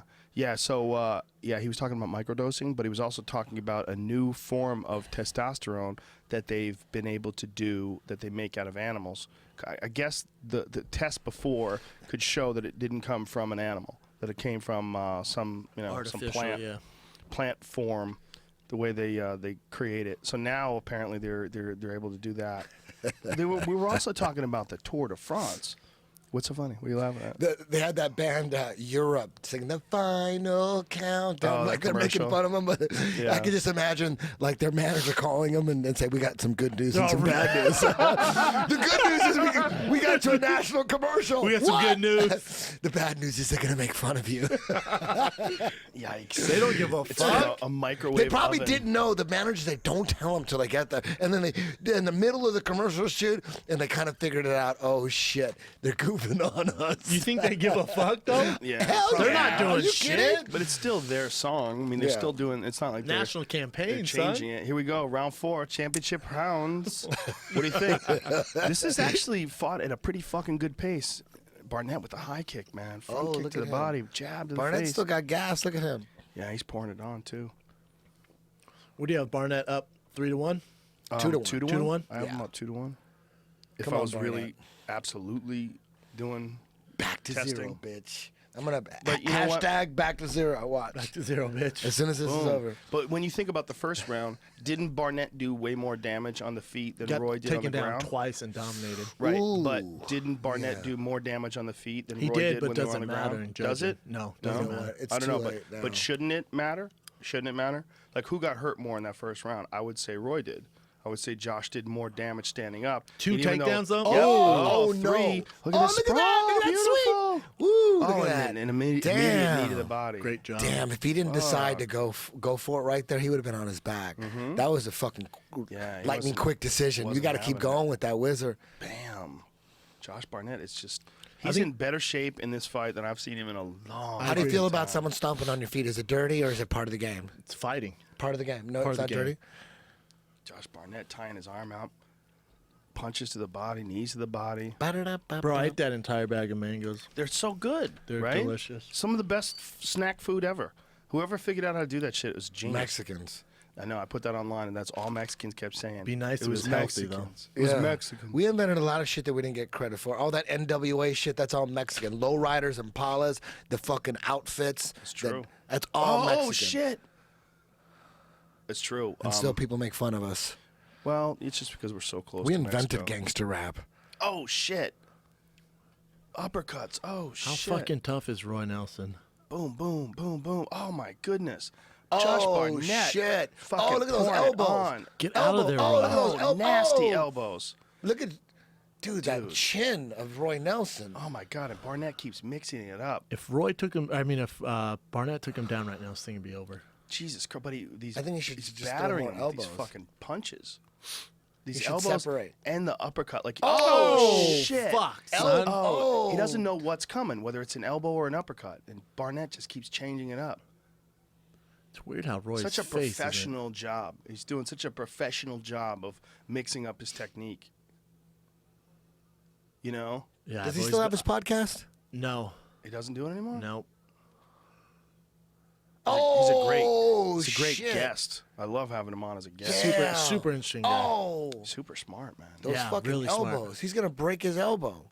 Oh, shit. And Roy comes back with an elbow of his on. own. Look at Josh Oh. Barnett is in crazy shape. Look at this. Look at that. Take down. fuck. Take down. Attack Oh, the shit. leg. Josh getting back got up to his his back, feet. son. Get Oh, the look hooks at in, this. Roy. Look Roy. at this. Does Josh roll Damn. for a leg? Does he roll? Damn. He's got to stand Is that up. his style, catch wrestling? Yeah, he'll try to roll for a leg if he got his leg in between him, but he doesn't Stand have his up. leg in between Stand him anymore. up. There we go. But if he gets There his we leg go. in between him, he will drop and roll. Dude, Look at I'm this impressed. Kimura. He's I'm going right to impressed with Saka- Roy, man. Getting him down. Sakuraba. Look at this. He's going for that Kimura, and Look he at uses that. it to stand up. Look at that. He makes Roy defend it, and then Stands up, goes to the fence, turns around. Smart man. this is a great fight, man. This is a great fight. I'd love to see Barnett versus Arlovsky. That would be really This goes good, the actually. distance. Round 5 is going to end right at 3 hours. Okay, well, we'll restart it in between rounds. We can't leave the people hanging here. What if something crazy happens and we don't have it on film? After this round, you have to start. Yeah, because we're at 3 hours, because the fight is going over, because I guess Motherfucker. no one thought that the fights would go that long. But how would that possible? Because They give you Uriah Hall a 3-hour block. Is that what they do? And I think you so. stream or something? But all the fights Yeah, went to oh, decision yeah. except for Uriah, though. Right. That's probably what it is. Damn, this is a great fight. I like Josh's southpaw style too, with that fucking left kick he keeps throwing, left knee. It seems like Josh is Definitely getting a little effective. tired. Of course he is. How could he not? Roy is too, though. Look at both of them. Josh. Head position. Look Good at that head position. Come on, that constantly. is just Look at the that. adjustment. That's exhausting. Yep. It's and he exhausting adjusts if you're every Roy. time. He's adjusting, stays on It's you. hard to pull off a technique, a counter technique, when you got someone's head up your I'll tell you jaw. what, man. Both these guys have been in there with just the best of the best. Think about Roy's fights in the UFC. Yeah, but if you think about experience-wise, wouldn't you give Barnett the edge, seeing all the fights he had in 100% in Pride? Pride. 100%. The only yeah. one missing from his resume was Fedor.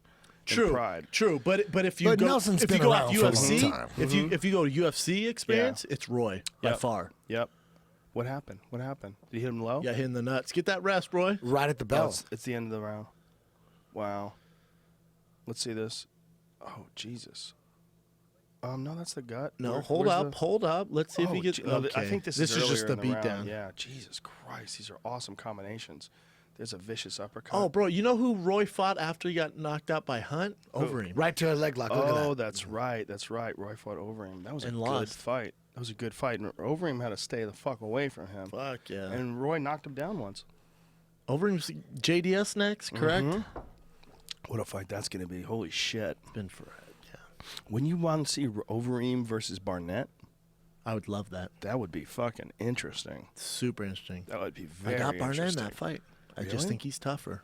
Wow. They never fought each other in Pride, huh? Nope. That would be a great fucking fight, man. I think Barnett Arlovsky, Barnett Overeem, There's a bunch of good fights in Arlovsky the heavyweight Overeem. division. What the fuck? Heavyweight's Yeah. an easy-ass job to make fights.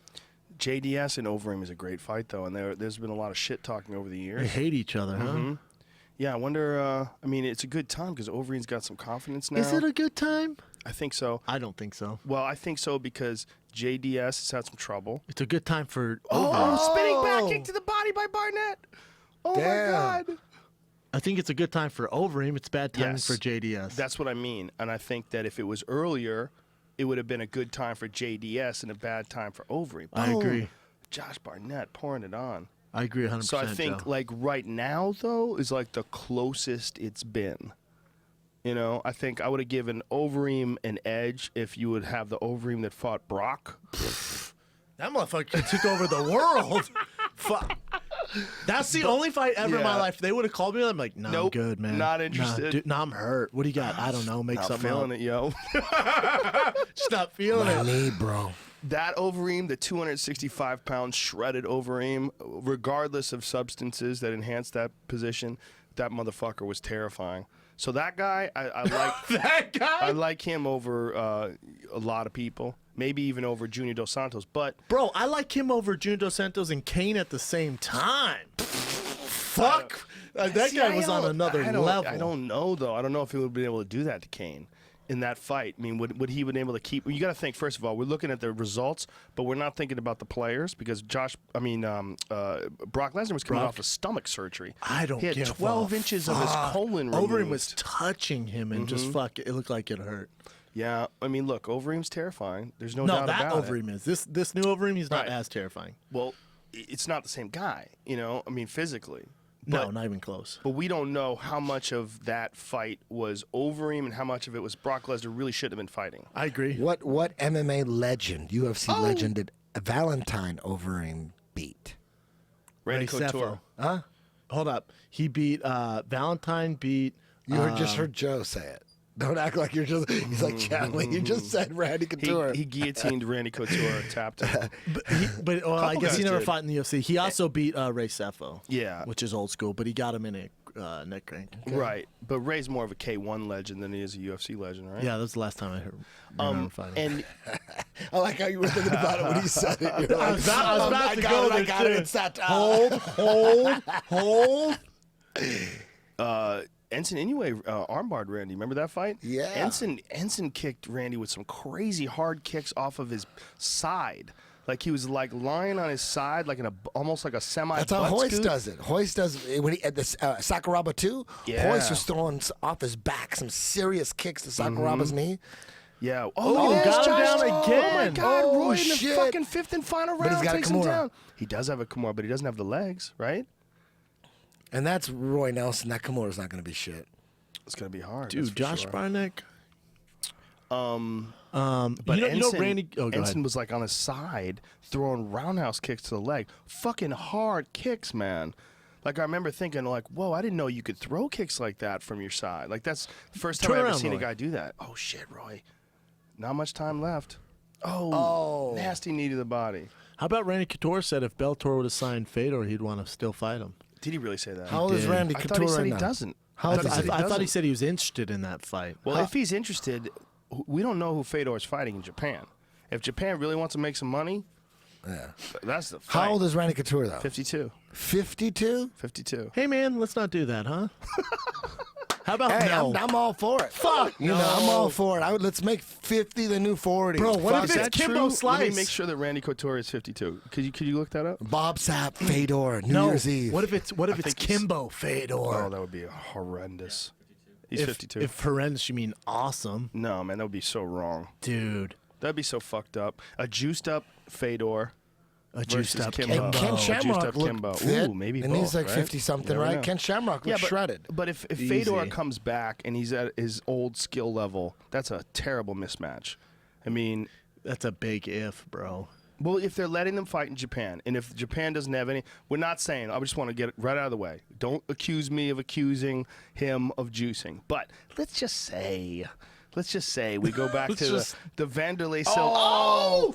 Look at he's coming. He's Roy throwing. Nelson. Roy threw some Nelson's ham- going to go oh, for kick it. to the body Roy by Nelson's Barnett. going for it. He is going for it. Fuck it. 15 seconds. Oh! shit. Nice combo. Josh looked up at the clock. 12 seconds to go. Josh about to Combination. pour it. Oh! Go, Roy. That was a hard shot to the forearm, He threw a man. sidekick. Damn. Oh, Royce with a big shot. What a What fucking a fight. fucking fight. Damn. That's what you God expect out damn. of those fucking Did we two. make it out of 3 hours? We're over 3? Whatever. Mother trucker. Whew. Barnett by decision, right? Probably. I think so. Most likely. You never know, though, right? 3-2. I bet they give it to him 3-2. Never know. I mean, we've seen crazier shit. Takedowns in that right Japan. You never know. Boom. Boom. What a great fight. I'll tell you one thing. Unquestionably, Josh Barnett looked as good as he's ever looked. Like, Yeah. his physical shape, like the combinations. This is the best pouring it Roy's on. looked, too, in a long time. Roy was way more prepared than his body would let you think. Right? If you looked at him. 100%. I mean, he obviously went 5 You hard can never fucking judge rounds. Roy by his look. Hurt though. him in the 5th round. You know, he still had power in the 5th and final And round. took him down 4 times. Took him down in the Josh 5th Barnett round. 4 Yep. times. And took him down the 5th. And hurt him in the 5th, too. Banged him. I think he ate some hard fucking kicks to his arms, too, man. So a guy like Roy, he's won 1 in his last 5. What do you do with that? You never let that guy go. He's always fun. He's always fun to watch, man. Can't let that guy go. No. I'm saying if you're Roy. Not if you're It's obviously Dana White's not hard going to let him if go. you're Roy. It's hard. What do you do? You know, honestly, what he needs to do is what Josh just showed. He needs to get in some serious Redefine shape. himself. Look how Take much some better. time off. Well, yeah. I mean, look how much better Josh looked with a dietitian. I mean, I guess it's a guy he trains with. Is a guy who's prescribed his diet for him, who's monitoring his diet for him. But look how goddamn good he looked. 5 hard rounds against a bomber like Roy Nelson. That Took was a some fu- hard that was a shots. scrap. Scrap. Yes. And Josh looked great in the 5th and final round. He looked I mean, amazing. still had real good. I thought wind. they both looked amazing. I think But Roy, Roy was if Roy pouring it on at the end there. sure as fuck was. But now let's imagine if Roy had done the same thing that Josh did. Would Roy have won that fight? Who knows, man? If Roy had did the same thing that Josh did as far as monitoring his diet, but could still hit that fucking hard and lost the body fat, had more gas in his tank, was able to pour it on more, was able to counter more off the cage. The difference in this really wasn't Roy striking, was it? It was his takedowns, his grappling. That was a so let's lot. say he loses weight and starts taking bitches down. and not losing the position because of scrambles, Yeah, like exactly. not conserving his gas Yeah, tank. man. in If he those got in scrambles. tremendous shape, let's say he got down to 185. Can you imagine how good his jiu-jitsu would look? Oh my god, incredible! I mean, who knows 185? We're kind of talking crazy. We really, We're asking 185 the is guy fucking to nuts. lose 85 Even 205, fucking pounds. you're talking about a different game. Yeah. He's a big guy, jiu-jitsu, top Yeah. heavy. You know what I'm saying? Like that's But his game. You don't know how light he could be. But what? Yeah, You don't what know. could it be? I mean, if it was 185 perfect. ain't happening, gentlemen. Come on, I'm man. Look at that. No, I don't bro. know, man. You might be wrong though. You I'm might be 100 wrong. Because look, what if he loses 50 pounds? Okay, if he Nah, I loses hear 50 you, man. pounds, he's 210. If he loses 210, he's Chris Weidman. And then he could, and then But he just could stop shred. and think about that. No, I'm Then with he you. It shreds. sounds fun. Hey, Eddie, you want to bet? You want to bet 10 G's? Roy never gets to 185? 10 G's. Josh Barnett, the War Master. Congratulations, He's sir. not even breathing heavy. Well, I mean, No, he's recovered tired for sure. It's a hell of a fucking fine, fight. okay? Hell of a fight. Jesus hell of a Christ. fight. God damn, Josh Barnett. Let me see if he says some crazy pro wrestling shit. Crank that shit up. Because sometimes he says crazy pro wrestling Yeah, shit. they're usually good. He picked me up once. I felt like a pillow.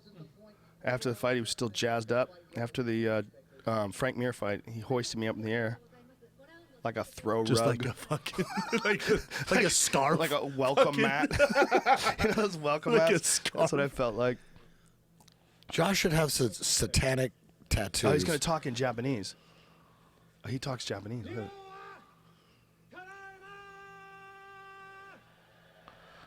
That's where the money comes from right there. They love him over there, man. Hell he speaks yeah. Japanese, man. What a stud. Wow. He's getting big laughs. Isn't it? He's such an unusual dude. Yeah, he's a weird bird. I respect the fuck out of that guy, though. Oh, me too. I mean, I'm not going to hang out with him but for sure. What? You wouldn't hang out with him? I probably would. We're just so different, man. Who? You would love him. You would love him. Really? Yeah, he's awesome. I'm a big fan of Josh Barnett as a person.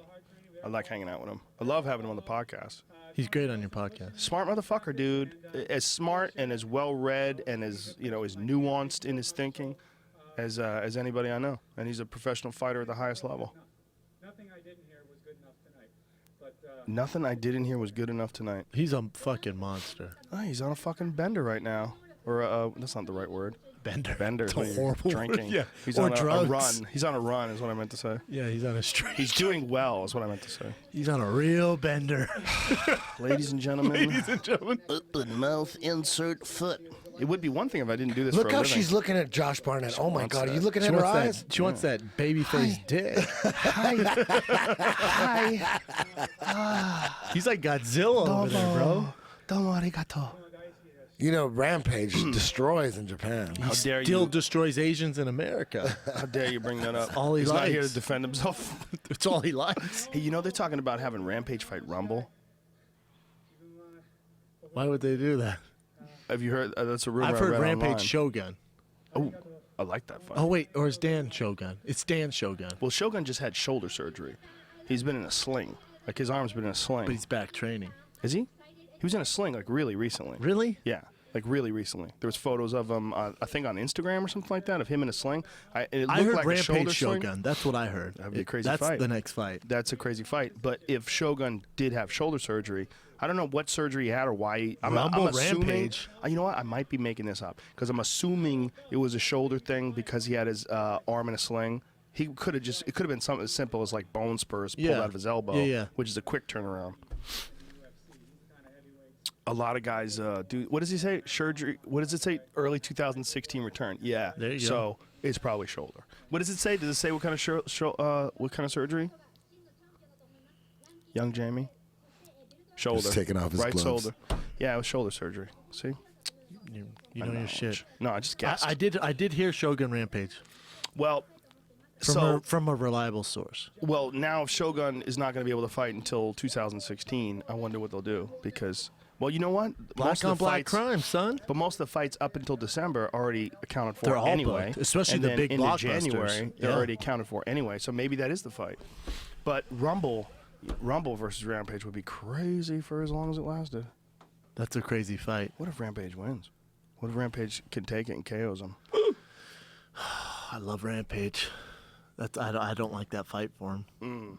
Scary fight. Rumble's Scary fight. terrifying right now. Fucking terrifying. How good did he look He's in like the Gustafsson Overeem fight? style. Oh, it's terrifying. That Gustafsson fight scared the fucking shit out of me. Well, then he knocked fucking Homeboy to next week. Dude, he's a monster. Straight monster. Yeah, he's so good right now. And you know what? I think he's coming off of that Daniel Cormier loss. He's upset with himself and training even harder, even more focused. 205 is really wide He's open. Instagramming a whole shitload of pictures of his dog. So you He's know got cute he's, dogs. Yeah, you know he's. you know he's taking it serious. What does that mean? And you know what? It proves that he's an emotional person, and his heart is in the right place. Because he Instagrams pics of his dogs? Yes. It's weird, man. Interesting take on it. You know what bothers me when guys post quotes all the time? well, Aren't there? Guys or girls. Guys or girls post quotes. It I pisses post me off. memes. I don't. I had, really to stop, post- I had to stop following a friend because he kept posting quotes. Frank man. who? I said a friend. Oh, a I'm friend. not gonna blast him. What- but I you was said like, friend. you know what? Like what Fuck kind it. of quotes are you talking about? Just What was he- bullshit. Like what? Be strong and follow your All that your- shit. the light. You know what's got a Successful funny- people don't hate on others. You know, just bullshit like that. You know who's got a funny bit about like motivational dudes online? It's Chris D'Elia. Does he? It's pretty fucking funny, man. Because Chris D'Elia doesn't work out at all, and he's got like this really funny bit about guys who are telling like I think he says like hashtag. Fucking He hates beast hashtag mode stuff. succeed, What about He hashtag hates Einstein beast mode quotes? stuff. Yeah, hashtag eat a dick. I See think. my shoes? I like Einstein Someone sent me quotes. these beast mode shoes, and he wrote on there like, "Those fucking suck." Then sent me a text. It was like, "Why don't you go fuck yourself with those beast mode shoes?" I put, "Hey man, relax. I didn't fucking design them." It's fun to say hashtag something. A lot of comedians say that, like, hashtag suck it, hashtag. That's funny. Like, people say that all. Like I catch myself doing it too. It's like a really funny thing that people are doing. You know these what's days. crazy is when I adding hashtag to things. when I post a meme, I can see like people. I could see my followers rise, but when I post anything like anti-vaccine or any kind of dude, Yeah, I no lose shit, Eddie. hundreds. I lose hundreds. It goes down. It's like 72,000.8, and then it goes 0.7, 0.6, Yeah, 0.5. man. People They get just pissed, man. unfollow, Yep. unfollow. They don't get wanna so be mad. preached to. They you don't lo- want, people you- don't like conspiracy. I theories. lost Yeah. so many Bro, you followers lost a during lot. 9/11. 9/11. 9/11. I wanted to tell you to stop. I want to say, Eddie, stop it. I lost. You know what? I clean them out. It's a filter. I need to clean those fuckers out. Whatever, All bro. right. You try to watch a video of Tower 7 go down in free fall speed, and you're going to tell You me lost that it 50,000 burned. followed 9/11. Hey, I'm cleaning them out. Even I I was don't like, want damn, them maybe to I'll follow stop me. I gotta follow go to them. the comedy store, so we gotta. I don't want them to follow me. We gotta wrap this Yeah, bitch you up. We gotta wrap this bitch up. Chemtrails, Tower 7. Oh, shit. Holla, UFO, flying rods. Thank you, everybody. Thank you, Eddie Bravo. Thank you. This was an awesome time. Thank you, Thank you. Brendan Schaub. Yes, sir. I be getting lucrative T-shirts now available at higherprimate.com. November 12th, live Fighting the Kid, Tempe, Arizona. 100 tickets left. That's it. And there's one that sold out in Ontario on October 1st, and I might be a part of that motherfucker. Oh, shit. This- That's this Thursday, son. We'll talk later. That's at I'm Brendan in, Improv. I'm in 10th Planet, Indianapolis this Saturday, and I just uploaded EBI 4 for free on YouTube. Eddie Bravo Invitational 4 in its entirety, free on YouTube. Check it out. Thanks, everybody, for tuning into these things, and thanks for indulging us in this ridiculousness. And we'll see you soon next week with some real podcasts. All right. This was a real one, though. Yeah, it was. This is a real one. This is the perfect. I miss Cal now. She's here.